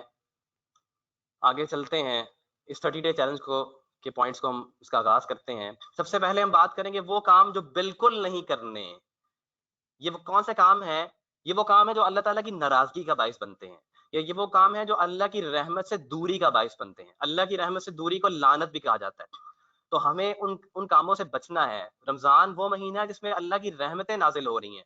اس میں جب میں گناہ کر رہا ہوں تو یہ اور زیادہ جو ہے وہ تشویشناک بات ہے کہ وہ مہینہ جو نیکیاں کرنے کا مہینہ تھا, وہ مہینہ جس میں اللہ نے جہنم کے دروازے بند کر دیے ہیں, جنت کے دروازے کھول دیے ہیں, اللہ کی خصوصی رحمتیں نازل ہو رہی ہیں, اس میں بھی جو ہے وہ میں اپنی روش سے باز نہیں آ رہا. تو ہمیں وہ کام جو ہے, یہ کام سے بچنا ہوگا. ہمیں کوئی بھی فرض نماز جان بوجھ کر قضا نہیں کرنی, کیونکہ اللہ کے نبی نے کیا فرمایا کہ جس نے جان بوجھ کر نماز چھوڑی اس نے کفر کیا. کس قدر جو ہے یہ سنگین عمل ہے, اور فرمایا کہ بندے اور کفر کے درمیان نماز کا چھوڑنا ہے. یعنی کہ نماز کا چھوڑنا جو ہے وہ بارڈر ہے بندے اور کفر کے درمیان. نماز چھوڑی تو کفر, نماز پوری کر لی تو بارڈر کے اس طرف, نماز چھوڑ دی تو بارڈر کے اس طرف. تو یہ دیکھیے کیا یہ بات روزے کے لیے ہے؟ یہ تو جان بوجھ کر روزہ چھوڑ دینے سے زیادہ سنگین جرم معلوم ہو رہا ہے ان احادیث کی روشنی میں. تو ہم روزہ رکھیں فرض, اور اس کو تو قضا نہ کریں, روزے رکھیں پورے کے پورے اور نماز قضا کرتے رہیں. یہ کہاں کی عقل مندی ہے؟ کیونکہ جس طرح ارکان اسلام میں روزہ ہے, اسی طرح نماز بھی ہے. ارکان اسلام وہ ہیں جس پہ اسلام کی بلڈنگ, وہ ستون ہے جس کے اوپر میری اسلام کی بلڈنگ کھڑی ہے. میں روزے کا ستون تو نہیں گراتا, میں نماز کا ستون جو ہے وہ گرا دیتا ہوں. تو اس لیے کوئی بھی فرض نماز اب جان بوجھ کر قضا نہیں کرنی انشاءاللہ تعالی اس مہینے کے اندر. اس اپنے اسلام کو بچانے کے لیے ہمیں جو ہے وہ نماز ترک نہیں کرنی ہوگی. ایک عظیم نقصان ہے نماز چھوڑنا, جس کو حدیث میں کہا گیا کہ ایک شخص جو ہے وہ اس کے جیسے گھر بار اور اس کے مال سارا کا سارا اور اس کے گھر والے سب کچھ لٹ جائے, برباد ہو جائے, اسے جتنا افسوس ہوگا نماز کے ایک فرض نماز کے چھوٹ جانے پہ اتنا افسوس ہونا چاہیے. آپ امیجن کریں کہ آپ گھر آتے ہیں ایک دن واپس, اور نہ آپ کے بیوی بچے ہیں اور نہ آپ کا مال پیسہ ہے, سب کچھ لٹ گیا ہے معاذ اللہ, خدا نہ خواستہ, بتائیے کیا حالت ہوگی آپ کی, شاید پاگل ہو جائیں ہم. اتنا بڑا نقصان ہے ایک نماز کا چھوٹ جانا. اللہ کے نبی نے اس مثال کو دے کے سمجھایا ہے. کیا ہم اس کو اتنا بڑا نقصان سمجھتے ہیں؟ ہم تو معمولی باتوں پہ جو ہے وہ نماز چھوڑ دیتے ہیں. تو یہ کام جو ہے بالکل نہیں کرنا, اس بات کا پورا ارادہ کر لیں. والدین کو ناراض نہیں کرنا, شرک کے بعد سب سے بڑا گناہ ہے والدین کو ناراض کرنا. والدین کو چاہے وہ سختی کیوں نہ کر رہے ہوں, آپ کو لگے کہ ناجائز بات کر رہے ہیں, لیکن آپ نے آگے سے جو ہے وہ اف نہیں کرنا, بلکہ دل میں بھی جو ہے وہ ان کو برا بھلا نہیں کہنا. بعض اوقات ہم ظاہری طور پر اف نہیں کہہ رہے ہوتے, لیکن دل میں ہم بڑبڑا رہے ہوتے ہیں کہ کیا ہے یہ, کیا مصیبت ہے. خاص طور پہ ٹین ایجرز جو ہیں ان کے ساتھ یہ بہت زیادہ پرابلم ہوتا ہے. تو والدین جو ہیں ان کو تو کسی بھی حال میں ناراض نہیں کرنا چاہیے, لیکن رمضان کے مہینے میں ہم یہ پریکٹس تو کر سکتے ہیں نا. اگر ہم اس گناہ میں مبتلا ہیں اور ہم سمجھتے ہیں کہ ہمارے والدین ہم سے ناراض رہتے ہیں, تو اب ہمیں اچھی طرح ان سے پیش آنا ہے. ان کو لگے کہ واقعی یہ جو ہے میرا بیٹا یا میری بیٹی, یہ تو کوئی اور ہی جو ہے وہ اب شخص ہے, یہ وہ والا نہیں ہے جو پہلے تھا رمضان سے پہلے. اور والدین, یاد رکھیے والدین کی ناراضگی میں اللہ کی ناراضگی ہے, والدین کی ناراضگی میں اللہ کی ناراضگی ہے. آپ اللہ کو راضی کرنے کے لیے اور کام کرتے رہیں, لیکن والدین کو ناراض کر دیں تو اللہ تعالیٰ ناراض ہو جائیں گے. اس بات کو سمجھیں. اور اس کے علاوہ والدین کے علاوہ جتنے افراد گھر میں موجود ہیں, جو میرڈ ہیں ان کی بیویاں ہیں, بچے ہیں, اور جو ہیں بہن بھائی ہیں چھوٹے بڑے, اور جو ہیں وہ جو لوگ ہیں ملازمین ہیں, تمام افراد کے ساتھ جو ہے وہ میٹھے لہجے میں بات کریں, اچھے اخلاق کا مظاہرہ کریں, برے اخلاق سے بچیں. اور اگر کوئی آپ کے ساتھ بد اخلاقی کر رہا ہے تو آپ اس پر صبر سے کام لیں, اس کو ویسے ترکی جواب نہ دیں. بہت زیادہ جو ہے وہ اس بارے میں احتیاط آپ نے کرنی ہے انشاءاللہ تعالی. کسی بھی حرام طریقے سے مال نہیں کمانا, کیونکہ آپ اگر حرام طریقے سے مال کما لیا تو وہ روزہ جو آپ رکھ رہے ہیں اور حرام مال سے افطار کر لیا تو سارا روزہ جو ہے وہ ضائع ہو گیا آپ کا, کوئی عبادت قبول نہیں ہوگی. حرام طریقے سے اگر مال کھا لیا تو کوئی عبادت قبول نہیں ہوگی, کوئی دعا قبول نہیں ہوگی. یہ ہمیں حدیث سے پتہ چلتا ہے, صحیح حدیث سے پتہ چلتا ہے. تو حرام طریقے سے مال کیسے کمایا جا سکتا ہے؟ جو لوگ کاروبار کرتے ہیں خاص طور پہ ان کے لیے, جھوٹ بول کر مال بیچیں گے, اگر آپ جھوٹی قسم کھا کے مال بیچیں گے وہ حرام ہے. سود کھائیں گے تو حرام ہے. اگر آپ نے بینک میں پیسے انویسٹ کر رکھے ہیں, سیونگ اکاؤنٹ میں, فکس ڈپازٹ اکاؤنٹ میں, یا کسی اور اسی طرح کے سودی کاروبار میں, تو اس کا پروفٹ جو ہے وہ حرام ہے, اس بارے میں کوئی شک نہیں ہے. اس کا پروفٹ جو ہے وہ آپ چھوڑ دیں, وہ آپ کے لیے بہت زیادہ نقصان دہ ہے. کسی کے مال پہ آپ نے ناحق قبضہ کر رکھا ہے, اس کا قرض آپ نے دبا لیا, اب لوٹاتے ہی نہیں ہیں آپ, یا ارادہ ہی نہیں لوٹانے کا, یا کسی کی وراثت پہ آپ نے قبضہ کر رکھا ہے, تو یہ مال پر, یہ ناجائز مال ہے, اس کا استعمال کرنا بھی آپ کے لیے حرام ہے. سرکاری مال کو ذاتی استعمال میں اگر آپ لا رہے ہیں تو یہ بھی حرام ہے. کسی حرام یا مشتبہ کاروبار میں آپ نے انویسٹمنٹ کر رکھی ہے تو اس سے منافع لینا بھی حرام ہے. یہ کچھ حرام کی شکلیں ہیں, اس سے جو ہے بچنا بہت زیادہ ضروری ہے. اور وعدہ خلافی اور امانت میں خیانت نہیں کرنی. وعدہ خلافی, وعدوں کو پورا کرنا ہمارے دین کا ایک بہت بڑا حصہ ہے, ہم اس کو اکثر انڈر ایسٹیمیٹ کر دیتے ہیں. اللہ کے نبی نے کیا ارشاد فرمایا کہ لا ایمان لمن لا امانت لہ ولا دین لمن لا عہد لہ. اس شخص کا کوئی ایمان نہیں جس میں امانت نہیں, اور اس شخص کا کوئی دین نہیں جس کا کوئی عہد نہیں, یعنی کہ جو عہد کا خیال نہیں رکھتا, جو وعدہ خلافی کرتا ہے, اس کا کوئی دین نہیں ہے. تو ایمان کے منافی عمل ہے امانت میں خیانت, اور امانت داری کے بغیر ایمان کامل نہیں, اور عہد کی پابندی کے بغیر دین مکمل نہیں. امانت کیا ہے؟ امانت سے مراد صرف یہ نہیں ہے کہ کسی نے آپ کو کوئی جو ہے وہ اپنی کوئی قیمتی چیز آپ کے پاس رکھوا دی تو بس یہی امانت ہے. امانت کا مفہوم بہت زیادہ وسیع ہے. امانت معاہدے کے تحت سونپی جانے والی تمام ذمہ داریوں کو بھی کہتے ہیں. لہذا جو لوگ جاب کرتے ہیں ان کے لیے یہ جاب اور اس کی ٹائمنگ جو ہے وہ ایک امانت ہے. اس کو جو ہے وہ جاب کے لیے, آفس کے لیے استعمال کرنا, یہ ایک امانت ہے. اگر وہ اس کو اس طرح سے استعمال نہیں کر رہے تو یہ جو ہے وہ امانت کے اندر خیانت ہے. تو ہم خود جائزہ لیں کہ ہمیں کس طرح کی ذمہ داریاں جو ہیں وہ سونپی گئی ہیں, کیا معاہدے ہم نے, کانٹریکٹس جو ہیں اور وعدے لوگوں کے ساتھ کر رکھے ہیں, چاہے وہ مالی کانٹریکٹ ہو یا کوئی اور کانٹریکٹ ہو, کیا ہم اس کو صحیح طرح سے ادا کر رہے ہیں. اس رمضان کے اندر خاص طور پہ روزے کے ساتھ اگر میں امانت میں خیانت کر رہا ہوں تو یہ بہت سنگین جرم ہے, مجھے اس سے بچنا ہے. اور عہد کی بھی 3 اقسام ہیں. کسی کے ساتھ, اب اللہ کے ساتھ کیا ہوا عہد ہے, لوگوں کے ساتھ ہمارے کیے ہوئے عہد ہیں, وعدے ہیں, اور ہمارے اپنے ساتھ کیے ہوئے عہد ہیں. تو ہم ہر طرح کے عہد جو ہے اس کی پاسداری کریں, جس کو جو ٹائم دے رکھا ہے اس کے مطابق اس کو لوٹائیں, اس کا وعدہ پورا کریں. اگر وعدہ پورا نہیں کر سکتے تو اس پر وقت سے پہلے معذرت کر لیں, اور جو ہے وہ ایک مناسب عذر کے ساتھ معذرت کر لیں.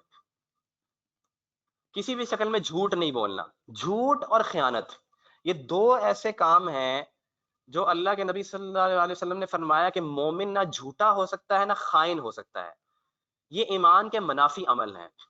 یعنی کہ یہ ایک ایسی چیز ہے جو آپ سمجھ لیں کہ ہماری ایمان کی جو بنیاد ہے اس کے خلاف ہے. ایک شخص جو اللہ کی ذات پر ایمان رکھتا ہے اور آخرت پر ایمان رکھتا ہے وہ ان چیزوں سے نفرت کرتا ہے, وہ ان میں مبتلا ہو ہی نہیں سکتا.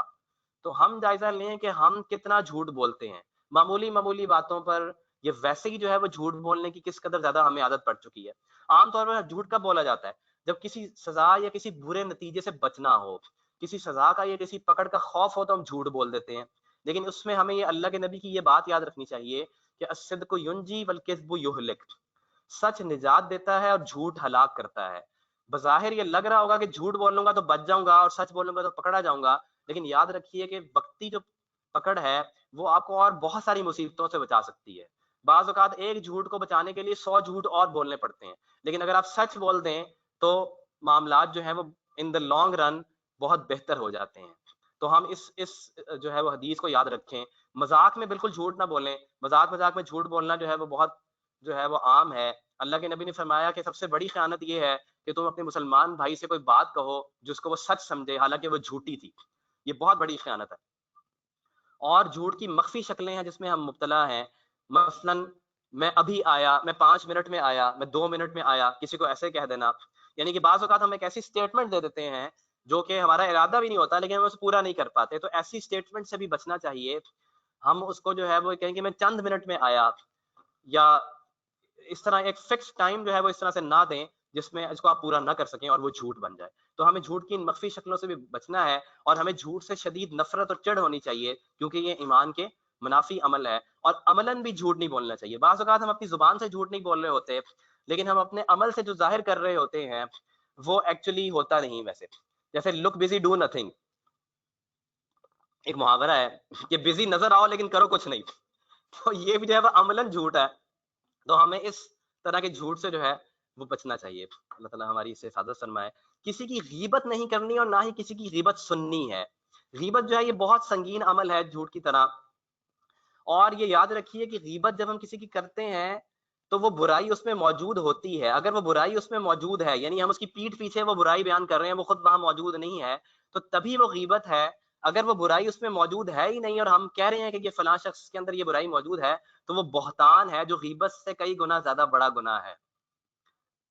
تو یہ بات ذہن میں رکھیے کہ بے شک وہ برائی اس شخص کے اندر موجود ہے, وہ لاکھ برا صحیح, جو مرضی جو ہے بد کردار صحیح, لیکن آپ جو ہے وہ اس کی پیٹھ کے پیچھے اس کی برائی نہیں کریں گے. کیونکہ اگر آپ ایسا کریں گے تو وہ کیا ہوگا, یہ قرآن کی اس آیت کے مطابق کیا آپ یہ پسند کریں گے کہ آپ اپنے مردہ بھائی کا گوشت کھائیں؟ آپ یقیناً یہ پسند نہیں کریں گے, آپ اس سے کراہت کھائیں گے. امیجن کریں کہ آپ کا مردہ بھائی آپ کے سامنے لیٹا, اس کی لاش پڑی اور آپ اس کا گوشت نوچ نوچ کر کھانا شروع کر دے. آپ امیجن بھی نہیں کر سکتے ایسا. تو غیبت جو ہے وہ اسی کے ایکویلنٹ ہے, اسی کے برابر ہے.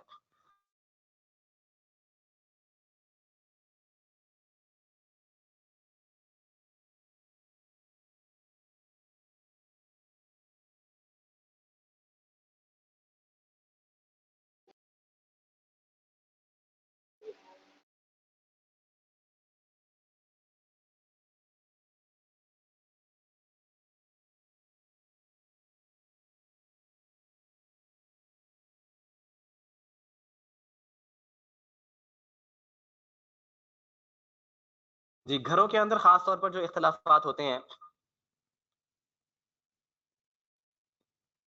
ان سے ہمیں ان میں عام طور پر جو ہے وہ غیبت ہم کر لیتے ہیں رشتہ داروں کی اور گھر میں رہنے والوں کی. اس سے جو ہے وہ بہت زیادہ احتیاط کرنے کی ضرورت ہے. اس کے علاوہ گپ شپ کے نام پہ ہم اکثر دوسروں کی برائیاں کرتے رہتے ہیں. یہ ایک ہم اس کو معمولی بات سمجھتے ہیں, اور گپ شپ میں سب سے زیادہ جن لوگوں کی برائیاں ہوتی ہیں وہ کون ہے؟ وہ سیاست دان ہیں اور پبلک فگرز ہیں اور عوامی شخصیات ہیں. یاد رکھیے ان کی برائی کرنا بھی غیبت ہے.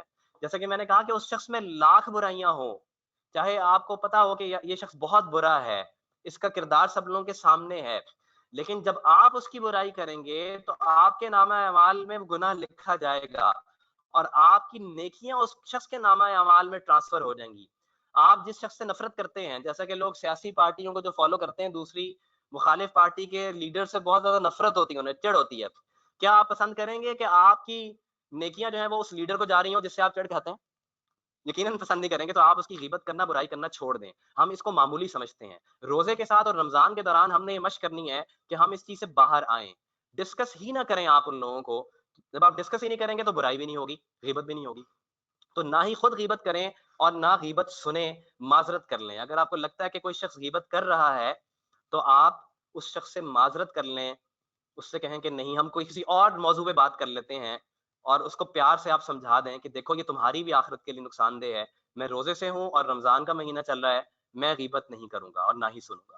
اور روزے کی ڈھال کو تباہ کرنے والے، کر دینے والے یہ دو گناہ ہیں، یاد رکھیے گا، غیبت اور جھوٹ. روزہ ڈھال ہے، اللہ کے نبی نے فرمایا، یہاں تک کہ کوئی اس کو خود پھاڑ دے اس ڈھال کو. تو ڈھال کو پھاڑ دینے والے جو گناہ ہیں وہ غیبت اور جھوٹ ہے. اللہ تعالیٰ ہماری اس سے حفاظت فرمائے. اگر آپ کو کسی نے دکھ پہنچایا ہے، غیبت ہم کب کرتے ہیں عام طور پہ؟ زیادہ تر جب ہمیں کسی کی طرف سے دکھ پہنچتا ہے، تو اس کا بہتر حل کیا؟ اسے معاف کر دیں. معاف کر دینا سب سے بڑا انتقام ہے. اللہ بھی آپ سے راضی ہوگا، آپ کے نامہ اعمال میں نیکیاں جائیں گی اور آپ غیبت سے بھی بچ جائیں گے. اپنے ظرف کو بڑا کرنے کی کوشش کریں، لوگوں کو معاف کرنا سیکھیں. اللہ کے نبی صلی اللہ علیہ وسلم نے اپنے چچا کے قاتلوں کو معاف کر دیا، اپنے آپ کو تکلیفیں پہنچانے والے کیسے کیسے دشمنوں کو جو ہے معاف کر دیا.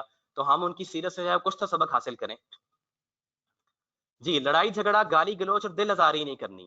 تو لڑائی جھگڑا ایک ایکسٹریم کنڈیشن ہے کہ آپ کسی سے اتنا ناراض ہوئے کہ آپ نے اسے لڑنا شروع کر دیا، دستوں کے ریبان ہو گئے اور گالی گلوچ کے اوپر اتر آئے اور بد کلامی اختیار کرنا شروع کر دی. ہم گالی گلوچ تو غالباً نہیں کرتے، یہ بہت ایکسٹریم ہوتی ہے، لیکن ہم بعض اوقات بد کلامی کر جاتے ہیں. ہم بہت غصے سے بولتے ہیں جس کا بعد میں ہمیں احساس ہوتا ہے اور ہمیں افسوس بھی ہوتا ہے. تو ہر ایسی صورتحال سے اعراض کریں، اس سچویشن کو ایوائڈ کریں جس میں آپ کو لگ رہا ہے کہ یہ لڑائی کی نوبت آ جائے گی، یا بحث مباحثے کی نوبت آ جائے گی، یا بد کلامی کی طرف بات چلی جائے گی اور آپ غصے سے بول جائیں گے.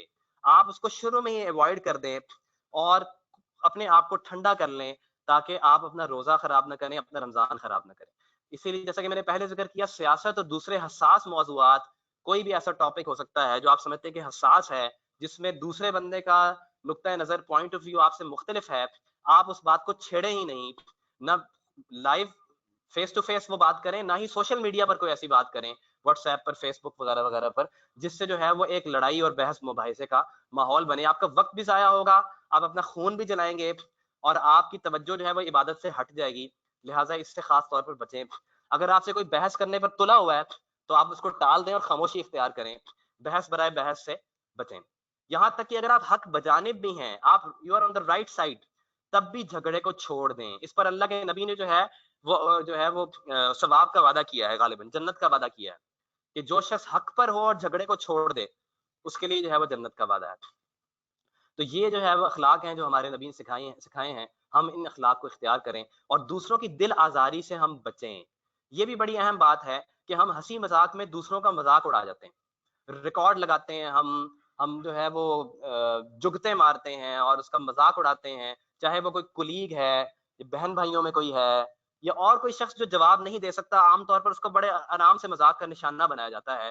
تو ایسی گفتگو سے پرہیز کریں، خاموشی اختیار کر لیں جس سے دوسروں کی دل آزاری ہو سکتا ہے کہ بظاہر وہ مائنڈ نہ کر رہا ہو، لیکن دل ہی دل میں وہ کڑ رہا ہو اور ہمیں پتہ بھی نہ چلے، اور دل آزاری کرنے سے ہمارا کتنا نقصان ہو جائے. تو یہ بہت زیادہ احتیاط کرنے کی بات ہے. اس کی اس رمضان میں ہم مشق کر لیں اور آئندہ اس فضول عادت کو ہم بالکل چھوڑ دیں. اور کسی کو تانا بھی مت دیں، کسی کو تانے دینے سے بھی جو ہے اس کی دل آزاری ہوتی ہے. جی، کسی نامحرم سے بلا ضرورت بات نہیں کرنی. نامحرم کسے کہتے ہیں؟ میرا خیال ہے ہم میں سے اکثر لوگ اس بات سے واقف ہیں، لیکن اگر نہیں واقف تو میں واضح کر دیتا ہوں. وہ تمام لوگ، آسان الفاظ میں آپ اس کو کہہ سکتے ہیں کہ وہ لوگ جن سے آپ کی شادی ہو سکتی ہے. مرد ہیں تو وہ عورتیں جن سے آپ کی شادی ہو سکتی ہے، آپ کرنا چاہتے ہیں نہیں چاہتے یہ علیحدہ بات ہے، جن سے آپ کی شادی ہو سکتی ہے وہ آپ کے لیے نامحرم ہے. اس کے علاوہ باقی جو لوگ ہیں وہ آپ کے لیے محرم ہیں. مثلاً بہن، بیٹی، بیوی، ماں، پھپھی، خالہ، یہ تو محرم ہے، لیکن خالہ کی بیٹی، پھپھی کی بیٹی یہ نامحرم ہے. تو بہت سارے ایسے رشتے ہیں جن کو ہم محرم سمجھ رہے ہوتے ہیں, ہم کہہ رہے ہوتے ہیں میری بہن کی طرح ہے یا یہ میرے بھائی کی طرح ہے, لیکن وہ بہن یا بھائی حقیقی نہیں ہوتے. حقیقی بہن بھائی صرف وہی ہیں جو اللہ سبحانہ و تعالیٰ نے بنائے ہیں, یاد رکھیے گا. اس کے علاوہ کوئی جو ہے وہ بہن بھائی نہیں ہے, چاہے آپ اس کو شریعت کی نظر میں وہ نام محرم ہے.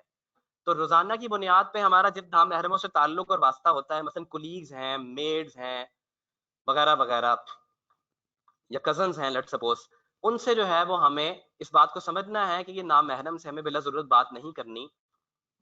اور اس کے لیے کیا کرنا ہے, اگر بات کرنے کی ضرورت پیش بھی آتی ہے تو ہم اپنی نظروں کی اور اپنے دل کی حفاظت کرتے ہوئے بات کریں, کیونکہ ضرورت کے تحت ہمیں بات کرنی پڑی ہے.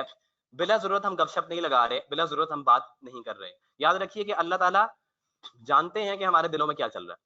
اور پھر اب کیا کریں, ریلیشن شپ اور فرینڈ شپ کا کیا کریں؟ اب مسئلہ تو سارا یہ ہے. تو سب سے پہلے ہم نے اس بات کو ریئلائز کرنا ہے کہ نامحرم سے تعلق اور نامحرم سے بات چیت بلا ضرورت یہ گناہ ہے, چاہے دنیا اس کو گناہ مانے یا نہ مانے, چاہے یہ کتنا ہی عام کیوں نہ ہو گیا ہو. یاد رکھیے گناہ وہ ہے جو جس کو اللہ سبحانہ و تعالیٰ اور اللہ کے نبی نے بتایا ہے کہ گناہ ہے. ہم اس کی ڈیفینیشن بدل نہیں سکتے, ہم اپنی مرضی سے گناہ اور ثواب کا تعین نہیں کر سکتے. ہمارا نظام وہ ہے جو اللہ تعالیٰ کی طرف سے نازل ہوا ہے, یہ وہ شریعت نہیں ہے جو ہم نے خود جو ہے مرتب کی ہے مغرب کی طرح, جس میں آج ایک چیز صحیح غلط ہے تو اور کل صحیح ہو جاتی ہے. ایسا نہیں ہے. تو جو چیز غلط ہے وہ غلط ہے, ہمیں اس کو تسلیم کرنا ہوگا, ہمیں اس کو سمجھنا ہوگا کہ یہ گناہ ہے. ہم اس گناہ کو معمولی سمجھ رہے ہیں, چاہے آپ کا ارادہ کتنا ہی نیک کیوں نہیں ہے, آپ کے انٹینشنز کتنی پاکیزہ کیوں نہیں ہیں, جو نامحرم ہے اس سے آپ بات کریں گے تو آپ کے نامہ اعمال میں گناہ لکھا جائے گا, اس سے ملاقات کریں گے تو اور زیادہ گناہ لکھا جائے گا. یہ بات یاد رکھیے. تو اس بات کو ریئلائز کر لیں. اب اس کا کیا کریں اگر ایسا ہے خدا نہ خواستہ, تو اس کے لیے اس رمضان کے اندر صبر کر لیں. جیسے کہ میں نے کہا 30 ڈے کی آپ کی ملٹری ایکسرسائز ہے, کم از کم اس رمضان میں آپ اس کو ایوائڈ کر لیں, اس نیت کے ساتھ کہ شاید اس کی برکت سے میں بچ جاؤں اور میری اصلاح ہو جائے.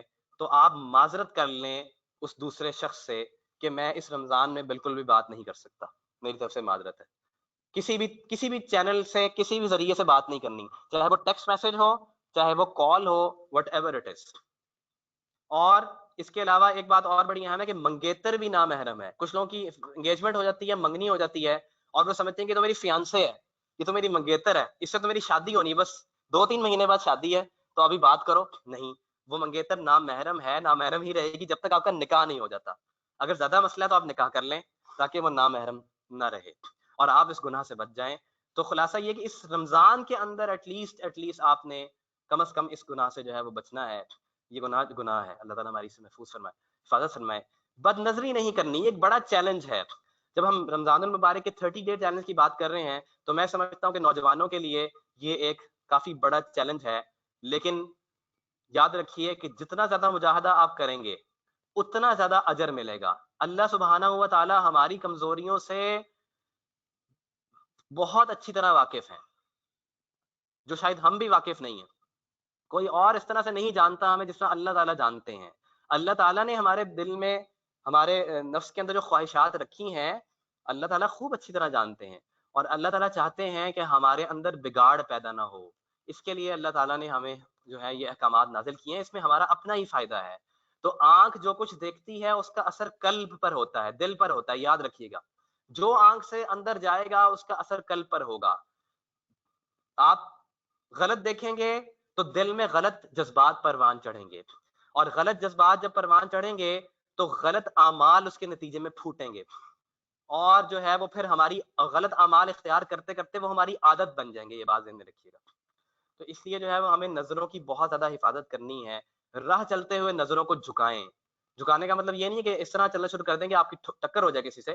جھکانے سے مراد یہ ہے کہ آپ جانتے ہیں کہ نامحرم آ رہی ہے تو اس کو فوراً جیسے ہی نظر پڑی جھکا لیں, بلکہ آپ نظریں زیادہ دائیں بائیں گھمائیں ہی نہیں اس رمضان کے اندر, تاکہ غلط نظر پڑے ہی نہیں. اور اگر غیر ارادی طور پر نظر پڑی گئی ہے تو اس کو فوراً ہٹا لیں اور استغفار کر لیں, فوراً ہٹا لیں اور استغفار کر لیں. لیکن مسئلہ جو ہے وہ راہ چلتے ہوئے کا نہیں ہے. سب سے بڑا مسئلہ ہمارا پکچرز اور امیجز اور ویڈیوز کی شکل میں بد نظری ہے, جو اس وقت فتنے کے دور میں ایک بہت بڑا ذریعہ ہے. اب ہمیں یہ خود فیصلہ کرنا ہے کہ ہمیں اس بچنا ہے یا کہ نہیں بچنا. تب ہم یہ ریئلائز کر لیں گے کہ یہ گناہ ہے، یہ اللہ کی رحمت سے دوری کا باعث ہے، یہ وہ گناہ ہے جس کے بارے میں حدیث میں کہا گیا کہ یہ لعنت کا باعث ہے، یعنی اللہ کی رحمت سے دوری کا باعث ہے. تو میں نہیں چاہتا کہ اللہ کی لعنت کا میں مستحق ٹھہروں. مجھے اپنی نظر کا غلط استعمال نہیں کرنا.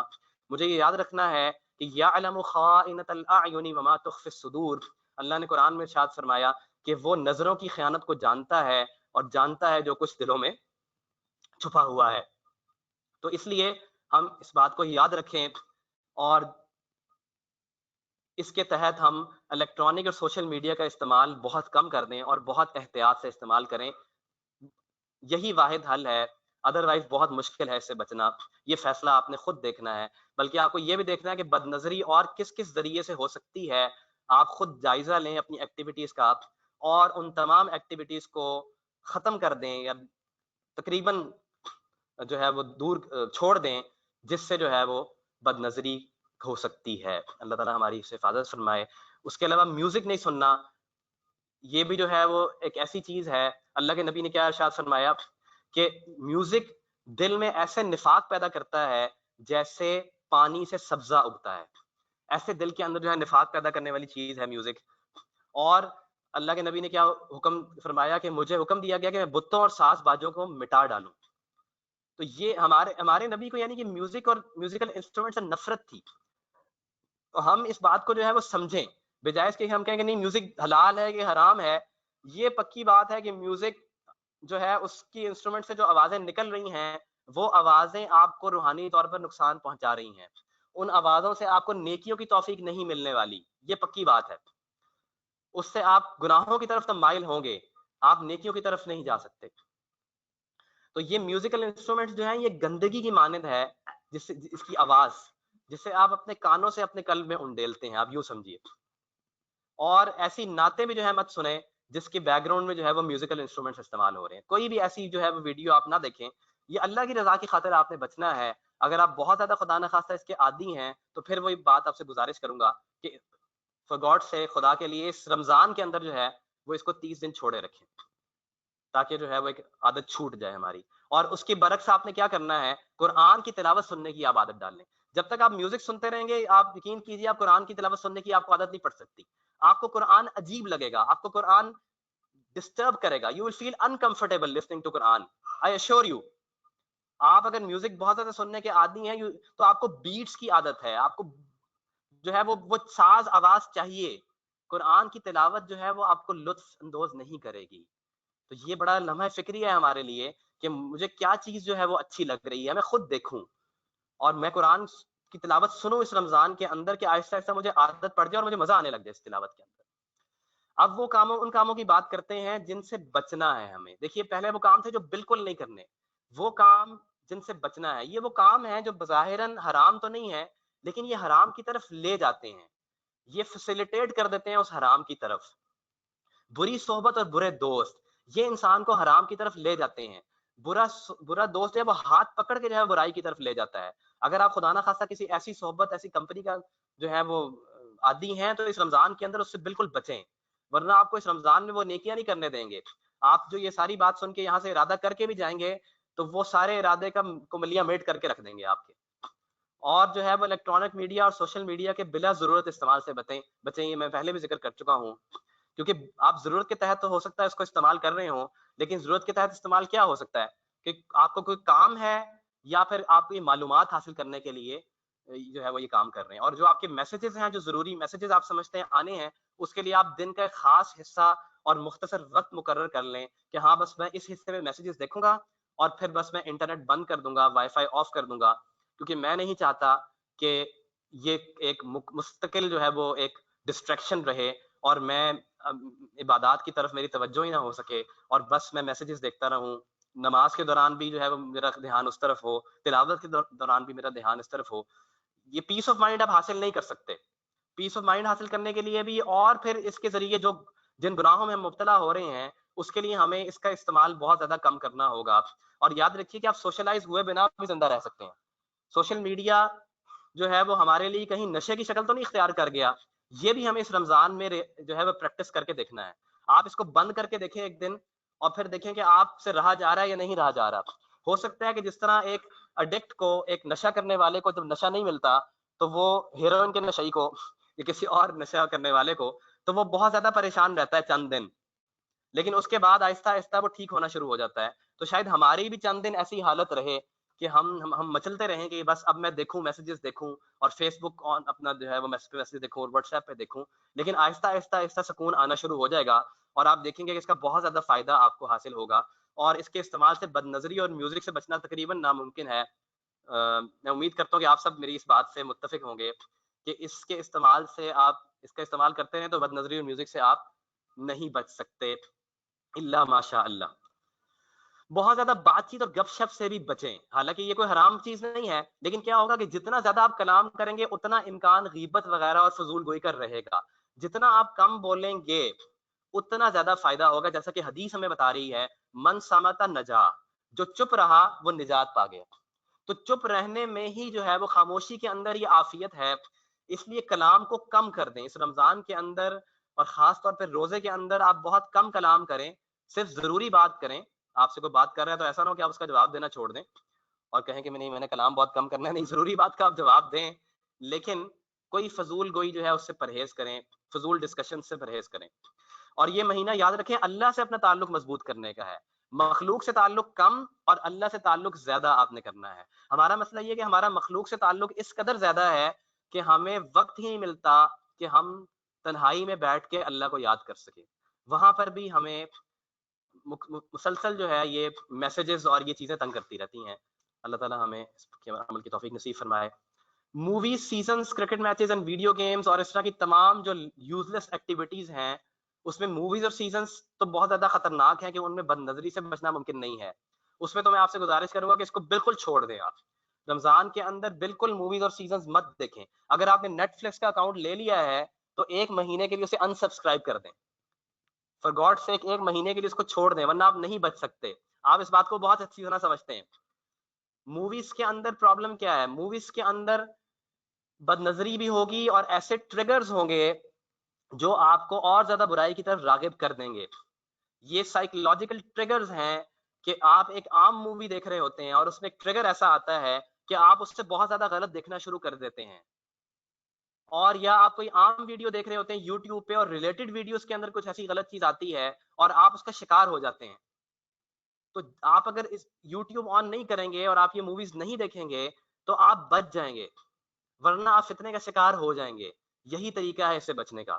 کرکٹ میچز اور ویڈیو گیمز کوئی حرام ایکٹیویٹی نہیں ہے، لیکن مسئلہ یہ ہے کہ یہ وہ ایکٹیویٹیز ہیں جن کو ہمارا ریلیجن لوز کہتا ہے. یہ یوزلیس ایکٹیویٹیز ہیں جس کا نتیجہ کیا نکلتا ہے کہ ہمارے اوپر غفلت طاری ہونا شروع ہو جاتی ہے. اسپورٹس میچز، ویڈیو گیمز اور اس طرح کی اور بہت ساری ایکٹیویٹیز ہیں جو یوزلیس ہیں. میں آؤٹ ڈور گیمز کی بات نہیں کر رہا اگر آپ اس کو اپنی ایکسرسائز کے لیے کر رہے ہیں، لیکن دوسری گیمز اور اس طرح کی ایکٹیویٹیز جو ہیں وہ ہمیں ایسی غفلت طاری کر دیتی ہیں ہمارے اوپر کہ ہم پھر ان گناہوں میں مبتلا ہو جاتے ہیں جو حرام ہیں. تو اس لیے اس کا کوئی اچھا متبادل ڈھونڈیں. اس کے کیسا اچھا متبادل ڈھونڈیں اس کے بارے میں ہم آخر میں بات کریں گے. یہ فیصلہ آپ کو خود کرنا ہے کہ آپ کو اپنے فائدے کے لیے اس کو چھوڑنا ہے یا کہ نہیں چھوڑنا. بے مقصد اور فضول کام سے بچیں. رات کو بلا ضرورت مت جاگیں. رات کا وقت اور تنہائی اگر اللہ کی یاد میں صرف نہیں ہوگا تو یاد رکھیے فتنے کا باعث بنے گا. آپ کچھ غلط کرنا شروع کر دیں گے. وقت پہ سو جانا صحت کے لیے بھی ضروری ہے اور بہت سارے اس کے فوائد ہیں. سحری اور افطاری میں زیادہ مت کھائیں. زیادہ کھانا جو ہے وہ آپ کے نفس کو تقویت دے گا. روزے کے مقصد کو، رمضان کی فلسفی کو ذہن میں رکھیں.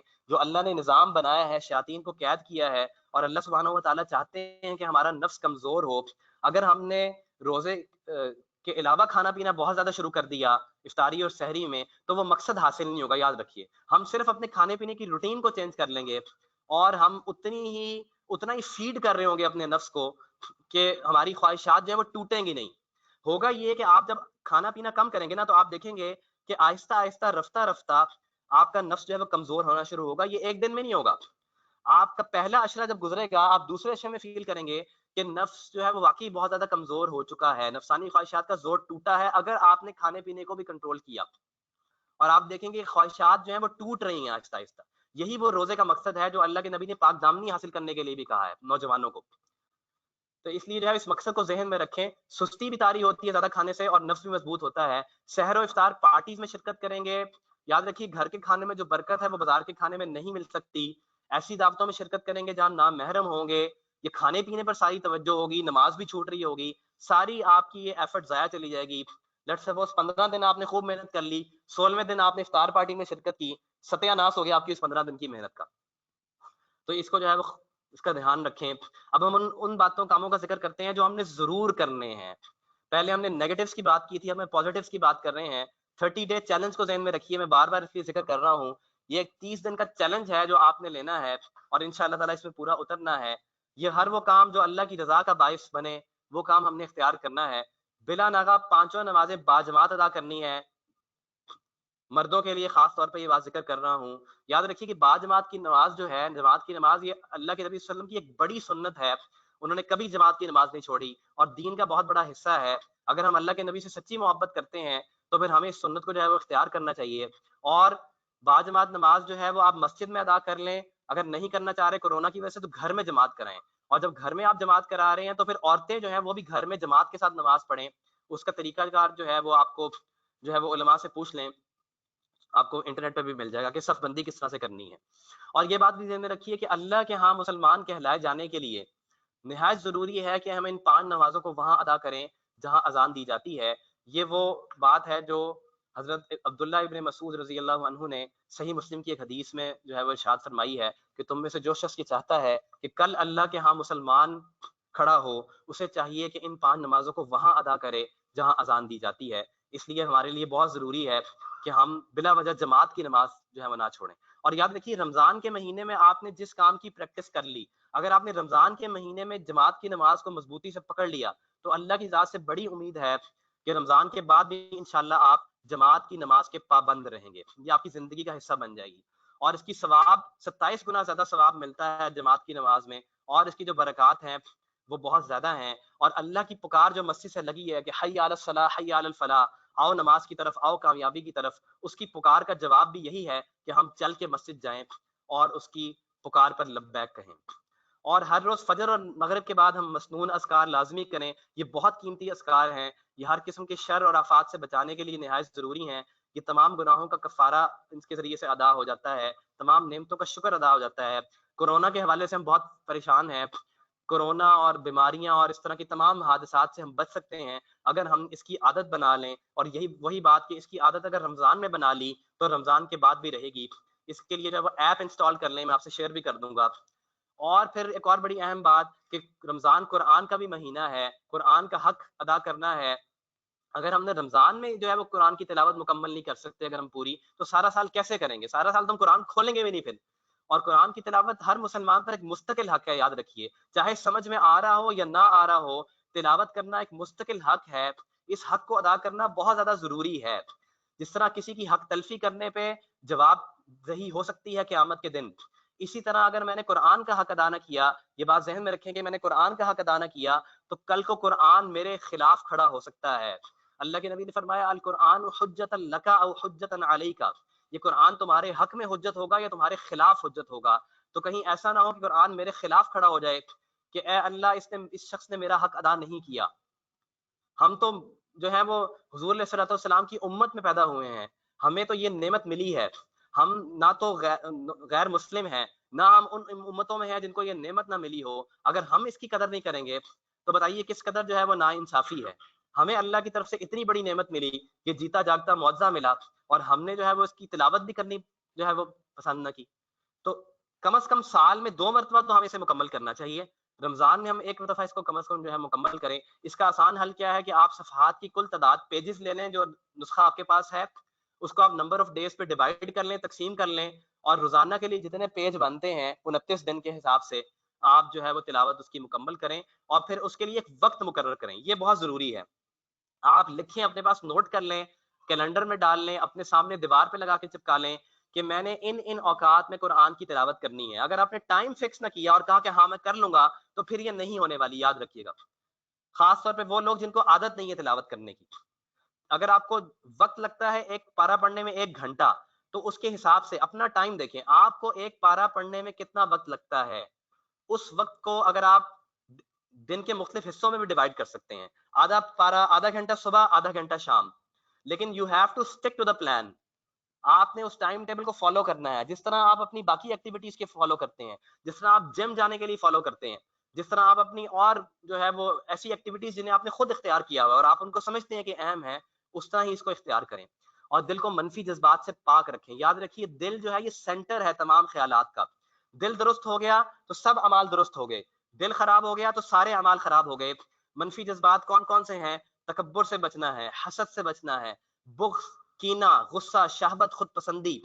یہ وہ تمام جذبات ہیں جو ہمارے اعمال کا ستیہ ناش کر دیتے ہیں، اور یہ برے اخلاق ہیں جن کو اللہ کے نبی نے برے اخلاق کہا ہے.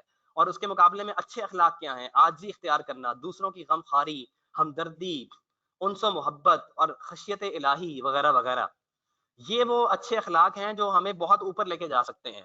تو روزے کے اندر خاص طور پہ جو ہے وہ اگر ساروں کو معاف کر دیں اس رمضان کے اندر، جن جن لوگوں کے لیے ہم نے دنوں میں نفرتیں پالی وہ ساری نفرت کو نکال دیں. وہ کینہ اور بغض جو ہم نے پال رکھا ہے، کسی سے بدلہ لینے کا پلان ہے، اس کو ہمیں دور کرنا ہے. اپنے آپ کو بڑا سمجھنا چھوڑ دیں، لوگوں کی نعمتوں پہ کڑنا اور جلنا چھوڑ دیں، اپنے ظرف کو بڑا کریں. اللہ تعالیٰ ہمیں اس کی توفیق نصیب فرمائے، اچھے اخلاق نصیب فرمائے. اور پھر یہ دیکھیے قطع رحمی کر کے ہم بیٹھے ہوئے ہیں، اتنا بڑا گناہ ہے. وہ رحمی رشتے جو خونی رشتے ہیں ہمارے، ان کو اگر ہم نے توڑ رکھا ہے، اگر ہم نے جو ہے وہ ان سے قطع تعلقی اختیار کر رکھی ہے، تو ان کو جوڑنا بہت زیادہ ضروری ہے، ورنہ حدیث کے مطابق ہم جنت سے محروم ہو جائیں گے، ہم لیلۃ القدر میں اللہ کی رحمت سے محروم ہو جائیں گے. یہ اس قدر سنگین جرم ہے. تو اس لیے جو ہے وہ فکر کر لیں، اپنے خاندان میں دیکھیں، اپنے بڑوں کو سمجھائیں، اپنے پیرنٹس کو سمجھائیں، اور ان رشتوں سے جو ہے وہ تعلق جوڑیں. اگر آپ حق پر بھی ہیں، اس کی غلطی ہے، جھک جائیں اور اس کو منا لیں. اس میں آپ اپنی آخرت سنوار لیں گے اور اس کی آخرت بھی سنوار لیں گے آپ. تو اللہ کے نبی نے کیا ہمیں سکھایا؟ جو توڑے تم اس سے جوڑو. یہ اخلاق ہے جو اللہ کے نبی نے ہمیں دیا ہے. یہ بہت اونچا کام ہے، یاد رکھیے گا. جو تم سے جوڑ رہا ہے جو تم سے توڑ رہا ہے تم نے اسے جوڑنا ہے. یہ بڑا مشکل کام ہے، لیکن اللہ کی رضا کی خاطر اس کو اختیار کر لیں، یا ایٹ لیسٹ جو ہے وہ منا لیں اس شخص کو، اور کم از کم غمی اور خوشی کے موقعوں میں شرکت کر لیں، اور سلام میں پہل کریں، قطع تعلقی مت کریں اس شخص سے، اور اللہ کے راستے میں خوب جو ہے مال خرچ کریں. رمضان غم خاری کا مہینہ ہے. اللہ کے نبی کی سخاوت اس مہینے کے اندر تیز ہوا کی مانند ہو جایا کرتی تھی. تو ہم بھی دل کھول کے جو ہے وہ اللہ کے راستے میں خرچ کریں، اور دعاؤں کا خوب اہتمام کریں. ایک دعا سحری میں اور ایک افطاری میں لازمی قبول ہوتی ہے، یہ اللہ کے نبی نے فرمایا، ہمارا اس پہ پورا ایمان ہے. سمجھے کہ ہمارے پاس 60 بلینک چیکس ہیں، 60 بلینک چیکس میرے آپ کے پاس ہیں. آپ سوچیں، دعائیں لکھیں، لسٹ ڈاؤن کر لیں، اور سحری اور افطاری کے وقت میں سے پہلے، داخل ہونے سے پہلے دعا مانگے پورے اہتمام کے ساتھ. خاص طور پہ افطار میں تو چلو ہم مانگ ہی سکتے ہیں، سحری میں وقت کم ہوتا ہے بعض اوقات، اکثر ہمارے پاس. افطار میں کافی وقت ہوتا ہے، کم از کم 10-15 منٹ پہلے بیٹھ جائیں اور خوب اللہ تعالیٰ سے مانگیں، اور روز وہ دعائیں ریپیٹ کریں. اگر آپ 60 دعائیں روز ریپیٹ کریں گے تو 60 کی 60 پوری ہو جائیں گی. تو کس قدر زبردست فارمولہ ہے جو اللہ کے نبی نے ہمیں دیا ہے. اور دعاؤں میں ہم کیا مانگیں؟ عافیت مانگیں اپنے لیے، دنیا اور آخرت میں اپنے اہل خانہ کے لیے. برکت مانگیں اللہ سبحانہ و تعالیٰ سے، جان میں، مال میں، اوقات میں، کاموں میں. اور استقامت مانگیں. میں تیسری چیز لکھ نہیں سکا، استقامت مانگیں اللہ سبحانہ و تعالیٰ سے کہ مجھے نیکی تقویٰ پر استقامت دے دے. اور خاص طور پر یہ جو ہم مشق کر رہے ہیں، جس کا آپ نے ارادہ کیا ہے، اس کے لیے اللہ تعالیٰ سے خصوصی مدد طلب کریں کہ یا اللہ میں آپ کی رضا کے لیے، میں اپنی اصلاح کے لیے، میں اپنی آخرت سنوارنے کے لیے یا اللہ یہ کوشش کر رہا ہوں، ٹوٹی پھوٹی سی کوشش کر رہا ہوں. آپ اس میں مجھے جو ہے وہ استقامت نصیب فرما دیں، آپ مجھے مضبوط کر دیں، مجھے ڈھیلا نہ پڑنے دیں، میری خصوصی مدد فرما دیں. مجھ سے ہوتا نہیں ہے، بڑا مشکل کام ہے، مجھ سے گناہ چھوٹتے نہیں ہیں، آپ چھڑوا دیں. مجھ سے نیک بنا نہیں جاتا، آپ مجھے نیک بنا دیں.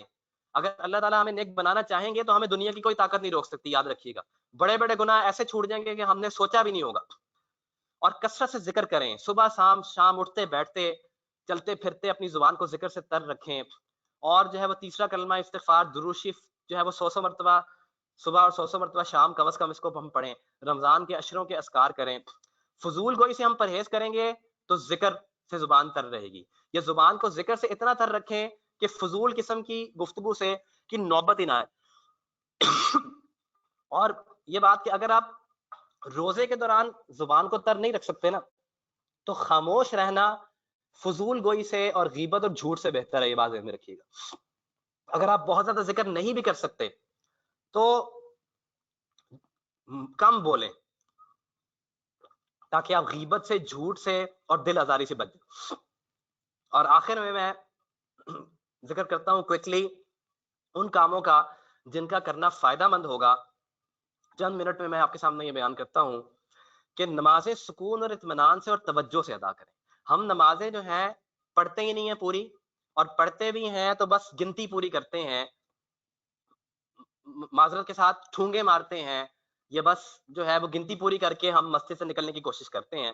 تو یاد رکھیے اللہ کے ہاں اعمال تلیں گے، گنے نہیں جائیں گے، وزن ہوگا اعمال کا، اور اعمال کا وزن ان کے معیار سے، ان کی کوالٹی سے بڑھے گا.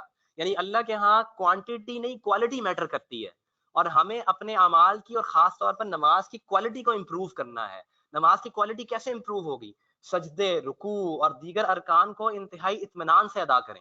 کم از کم اس رمضان کے اندر تو ہم یہ کام کریں، سجدے رکوع کی تسبیحات بڑھا دیں، سبحان ربی العظیم، سبحان ربی العالی آرام آرام سے کہیں، سورہ فاتحہ آرام سے پڑھیں. اس طرح نماز پڑھیں کہ میں اللہ کے سامنے کھڑا ہوں، اللہ مجھے دیکھ رہے ہیں. اور جو ہے وہ کم از کم دن میں ایک نماز، یہ فرض نماز تو کم از کم ہم اطمینان سے ادا کریں. ہمارے پاس وقت بھی جو ہے وہ کافی ہے. اکثر لوگ جو ہیں وہ جن کی جابز نہیں ہے، جو گھروں میں بیٹھے ہیں یا ورک فرام ہوم کر رہے ہیں، نماز اطمینان سے جو ہے وہ ادا کریں. اور روزانہ تراویح کی نماز اور نوافل کا بھی ہم اہتمام کریں. دیکھیے تراویح جو ہے وہ کیا ہے؟ وہ رمضان کی ایک اسپیشل نماز ہے جو اللہ تعالیٰ نے ہمیں دی ہے. قیام اللیل اس کو کہا گیا ہے. کیا یہ نماز سارا سال ہوتی ہے؟ کیا ہمیں سارا سال کوئی ایسی نماز ملتی ہے جس میں قرآن پڑھایا جائے؟ تو ہم پھر کیوں اس کی اتنی ناقدری کرتے ہیں؟ ہم تراویح کو سمجھتے کچھ نہیں ہے، معمولی باتیں ہم تراویح چھوڑ دیتے ہیں. ہم کہتے ہیں یار یہ تو بس ٹھیک ہے، روزہ میں رکھ رہا ہوں بس کافی ہے، میں اتنی لمبی نماز نہیں پڑھ سکتا، مجھ سے کھڑا نہیں ہوا جاتا، میری ٹانگیں دکھتی ہیں. حالانکہ آپ دنیا کی اور ایکٹیویٹیز میں جو ہے وہ بہت زیادہ ماشاءاللہ ایکٹیو بھی ہوتے ہیں. تو ایک جوان آدمی اگر یہ بات کہہ رہا ہے کہ میری ٹانگیں دکھتی ہیں، تو اس کو خود جو ہے سوچنا چاہیے کہ وہ کیوں ایسی بات کر رہا ہے. کیا ہمارے لیے تراویح پڑھنا مشکل ہے اور باقی سارے کام کے لیے گھنٹوں کھڑے رہنا آسان ہے؟ کیا قرآن سننا ہمارے اوپر گراں گزرتا ہے اور باقی اور چیزیں سننا آسان ہے ہمارے لیے؟ تو یہ جو ہے ہمیں خود فکر کرنے کی ضرورت ہے. یہ اتنے ثواب کا کام ہے کہ اس کے اوپر پچھلے تمام گناہوں سے معافی کا بالکل ویسا ہی وعدہ ہے جیسا روزے رکھنے پر ہے. تو اگر ہم نے رمضان کی تراویح اچھے طریقے سے پورے کے پورے دن ادا کر لی تو اس سے بھی ہمارے پچھلے سارے گناہ معاف ہو سکتے ہیں. یاد رکھیے گا اللہ کے نبی کا سچا فرمان ہے یہ. اور تہجد اور دیگر نوافل کی بھی ہم ساتھ ساتھ کوشش کریں، جو کوشش کر سکتے ہیں بڑی اچھی بات ہے. اگر سحری کے لیے تھوڑا پہلے اٹھ جائیں 20 منٹ پہلے، تو تہجد پڑھنا بہت آسان ہے رمضان کے اندر. اور دورہ قرآن جیسی مجالس میں ہم شمولیت اختیار کریں. قرآن کا فہم حاصل کرنے کا بھی ایک مستقل حق ہے ہمارے اوپر، یاد رکھیے گا. اور دورہ قرآن ایک ایسی ایکٹیویٹی ہے جو اب آپ آن لائن بہت سارے دورہ قرآن ہو رہے ہیں، آپ اس کو جوائن کر سکتے ہیں. میں بھی آپ سے لنک شیئر کر دوں گا. اس کے ذریعے سے ہم اس رمضان کے اندر پورے کے پورے قرآن کا مفہوم جو ہے وہ سمجھ سکتے ہیں روزانہ کی بنیاد پر. میرے اللہ مجھ سے کیا چاہتے ہیں، اللہ نے قرآن میں ہمیں کیا ہمارے لیے ہدایت کے لیے کیا پیغام بھیجا ہے، اس کو جاننے کا یہ ایک آسان اور شارٹ طریقہ ہے کہ ہم دورہ قرآن کی مجالس اختیار کر لیں. جو ہمارے پاس فضول ایکٹیویٹیز جب ہم چھوڑیں گے تو بہت فالتو وقت بچے گا. اس کے لیے ہم سیرت النبی صلی اللہ علیہ وسلم کا مطالعہ کریں اور دینی کتب کا مطالعہ کریں. ہم ان سے محبت کا تو دعویٰ کرتے ہیں، مگر کیا ہم نے کبھی ان کے حالات زندگی کو جاننے کی کوشش کی ہے؟ انہوں نے ہمارے لیے کیا کیا قربانیاں دیں، کس طرح سے زندگی گزاری، کیا مشکلات ان کو پیش آئیں؟ تو زندگی کے بہت سے اہم سبق ہیں جو ہماری زندگی کے لیے ہمیں سیرت النبی کے مطالعے سے مل سکتے ہیں. اور ہمیں اس کے مطالعے سے حضور صلی اللہ علیہ وسلم سے محبت میں بہت اضافہ ہوگا، اور ان کی احسان مندی ہمارے دل کے اندر آئے گی کہ دیکھو ان نے ہمارے لیے کتنی تکلیفیں برداشت کی، ہم ان کا طریقہ کار اور ان کی سنت جو ہے وہ کیوں اختیار نہیں کرتے. اور سیرت النبی قدم بقدم ایک کتاب ہے جو آسان اور دلچسپ انداز میں ہے. اس کا لنک بھی میں آپ سے شیئر کر دوں گا، یا جو کتاب آپ کو میسر ہو تو اس کتاب کو پڑھنے کا، سیرت النبی کا مطالعہ کرنے کا بھی ارادہ کر لیں، اور روزمرہ کے سارے کام سنت نبی صلی اللہ علیہ وسلم کے مطابق کرنے کا جو ہے وہ ارادہ کر لیں. اس کے لیے بھی ایک کتاب ہے، میں آپ سے کتاب سے شیئر کر دوں گا. جن لوگوں کے پاس میرا نمبر نہیں ہے، میں چیٹ میں اپنا نمبر مینشن کر دیتا ہوں، وہ مجھے واٹس ایپ پہ میسج کر سکتے ہیں تاکہ ان کو جو ہے وہ یہ سارا مٹیریل جو ہے یہ پرووائڈ کیا جا سکے. اور یوں سمجھیے کہ تمام طاق راتیں اور عید کی رات میں جو ہے وہ ہم نے عبادت کرنی ہے. طاق راتوں میں تو ہم خوب عبادت کرتے ہیں. لیلۃ القدر بہت قیمتی رات ہے، اس کو تلاش کرنے کے لیے چلیں اگر ہم ساری رات نہیں جاگ سکتے تو سب سے پہلا کام تو ہم یہ کریں کہ عشاء کی نماز اور فجر کی نماز ہم باجماعت ادا کریں. ویسے تو ہم امید کرتا ہوں کہ ساری نمازیں باجماعت انشاءاللہ ادا کر رہے ہوں گے، لیکن اگر آپ ساری نمازیں باجماعت نہیں بھی ادا کر پا رہے تو مگر عشاء کی جماعت اور عشاء کی نماز اور فجر کی نماز لازماً باجماعت ادا کریں طاق راتوں میں، تاکہ آپ کو پوری رات کے ثواب کا جو ہے پوری رات کی عبادت کا ثواب ملے. اور کم از کم کچھ دیر جاگیں. یہ سحری میں پہلے جاگ جائیں اور تہجد پڑھ لیں اور دعائیں مانگ لیں تاکہ یہ 1000 مہینوں سے بہتر جو رات ہے یہ ہمیں مل جائے. 27ویں رات فکس نہیں ہے, 21ویں 25ویں 23ویں کوئی بھی جو ہے وہ رات ہو سکتی ہے. اور اس کے علاوہ عید کی رات جو ہے بہت زیادہ اہم ہے, جس کو ہم چاند رات کہتے ہیں. اس رات میں ہم کیا کرتے ہیں, ہم اپنی ساری محنت کا ستیہ ناش کر دیتے ہیں. وہ ساری مشق جو ہم نے رمضان میں کی, گناہوں سے ہم بچتے رہے, جیسے ہی عید کا چاند نکلا ہم نے اپنی حالت ویسی کر لی جیسے کسی قیدی کو قید خانے سے آزاد کر دیا گیا ہو. کیا ہمارے لیے نمازیں پڑھنا اور عبادات کرنا ایک قید کی مانند ہے؟ کیا ہمارے لیے مجبوری ہے؟ ہم اللہ کو ایسے ظاہر کرتے ہیں کہ بس ہم تو سیزنل آپ کے جو ہے وہ محبت کرنے والے تھے. فصلی بٹیروں والا حال ہوتا ہے ہمارا, بس جیسے سیزن ختم ہوا اور بس اب سب کچھ ختم. حالانکہ ایسا تو نہیں ہونا چاہیے. ہم نے اس مہینے میں اتنی مشق اور اتنی کوشش کیوں کی؟ تاکہ ہم اللہ سے اپنا تعلق مضبوط کر لیں, تاکہ ہم تمام گناہوں والی زندگی کو چھوڑ دیں. اگر عید کا چاند نظر آتے ہی میں بالکل ویسا ہو جاؤں اور مسجد کی طرف رخ بھی نہ کروں تو کس قدر زیادہ بے وفائی کا معاملہ ہے. آپ یہ دیکھیے کہ اللہ سبحانہ و تعالیٰ کا ظرف یقیناً بہت بڑا ہے کہ ان کی طرف سے کوئی پکڑ نہیں آتی, ورنہ دنیا کا اگر کوئی شخص ہو تو میں پورے یقین سے یہ بات کہتا ہوں کہ اسی وقت جو ہے وہ سزا دے اس شخص کو کہ تم کیسے محبت کے دعوے دار ہو اور تم کیسے بندے ہونے کے دعوے دار ہو, کہ تم میرے ساتھ ڈرامہ کر رہے تھے کہ تم نے ایک مہینے میں تو نمازیں پڑھ لی اور خوب عبادت کر لی, اور جیسے ہی وہ مہینہ ختم ہوا تو کیا نمازوں کا حکم ختم ہو گیا؟ کیا میں تمہارا رب نہیں ہوں؟ کیا مسجد سے ویسی اذان کی پکار نہیں لگائی جاتی؟ تو ہم اللہ کو پیٹھ نہ دکھلائیں. میں آپ سے ہاتھ جوڑ کے یہ بات کہتا ہوں کہ ہم اللہ کو پیٹھ نہ دکھلائیں. جیسے ہی چاند رات ہو, اور اس رات میں اللہ کے نبی نے کہا ہے کہ مزدور کو اس کی مزدوری ملتی ہے, تو ہم نے جتنی مزدوری کی ہے اور جتنی مشق کی ہے رمضان کے اس مہینے میں, ہم اس کو خدارہ ضائع نہ کریں. ویسے بھی بازار جو ہے وہ بند ہیں, کورونا نے ہمیں گھروں میں بند ہونے پہ مجبور کر دیا ہے, تو ہم جو ہے وہ اس موقع سے فائدہ اٹھائیں اور اس رات ہم عبادت میں گزار دیں. یہ کم از کم گناہ نہ ہم اختیار کریں, ہم فرائض کو نہ چھوڑیں, اور ہم غور کریں کہ 30 دن جو ہم نے گزارے تھے اب ہمیں ابھی بھی ویسے ہی چلنا ہے. اور میں آخری بات آپ سے یہ کروں گا کہ جب شیاطین آزاد ہوتے ہیں نا, جیسے ہی شوال کا مہینہ آتا ہے, رمضان کا مہینہ ہوتا ہے, شیاطین آزاد کر دیے جاتے ہیں, لیکن کوئی بھی شیطان آپ کو زبردستی جکڑ نہیں لیتا. یہ بات یاد رکھیے گا, کسی شیطان میں اتنی طاقت نہیں کہ وہ آپ کو زبردستی جکڑ لے اور کہے کہ میں نے نہیں آپ کو مسجد جانے دینا, یہ میں نے نہیں آپ کو نماز پڑھنے دینی. یہ ہماری غلط سوچ اور ہماری غلط طرز فکر ہے کہ میں نے ارادہ یہ کیا تھا کہ میں صرف رمضان میں نماز پڑھوں گا. اگر میں نے یہ ارادہ نہ کیا ہوتا تو یقین جانیے کہ شیطان کا باپ بھی آپ کا نہیں کچھ بگاڑ سکتا. کچھ وقت لگے گا, ہاں آپ کا نفس جو کمزور پڑ گیا ہے وہ اس کو دوبارہ مضبوط ہونے میں کچھ وقت لگے گا. اور اگر آپ نے شوال کا مہینہ تقریباً اسی طرح گزار لیا جس طرح رمضان کا مہینہ ہے, تو پھر مشائخ سے میں نے یہ بات سنی ہے کہ پورا سال آپ انشاءاللہ اللہ کی فرما برداری میں گزاریں گے. اللہ تعالی ہمیں جو سنا ہے اس پر 100% عمل کرنے کی توفیق نصیب فرمائے, ہماری خصوصی نصرت اور مدد فرمائے, اور نفس و شیطان کی چالوں سے ہماری حفاظت فرمائے. آپ لوگوں کا آنا اور اس کا سننا قبول فرمائے. وآخر دعوانا ان الحمد للہ رب العالمین.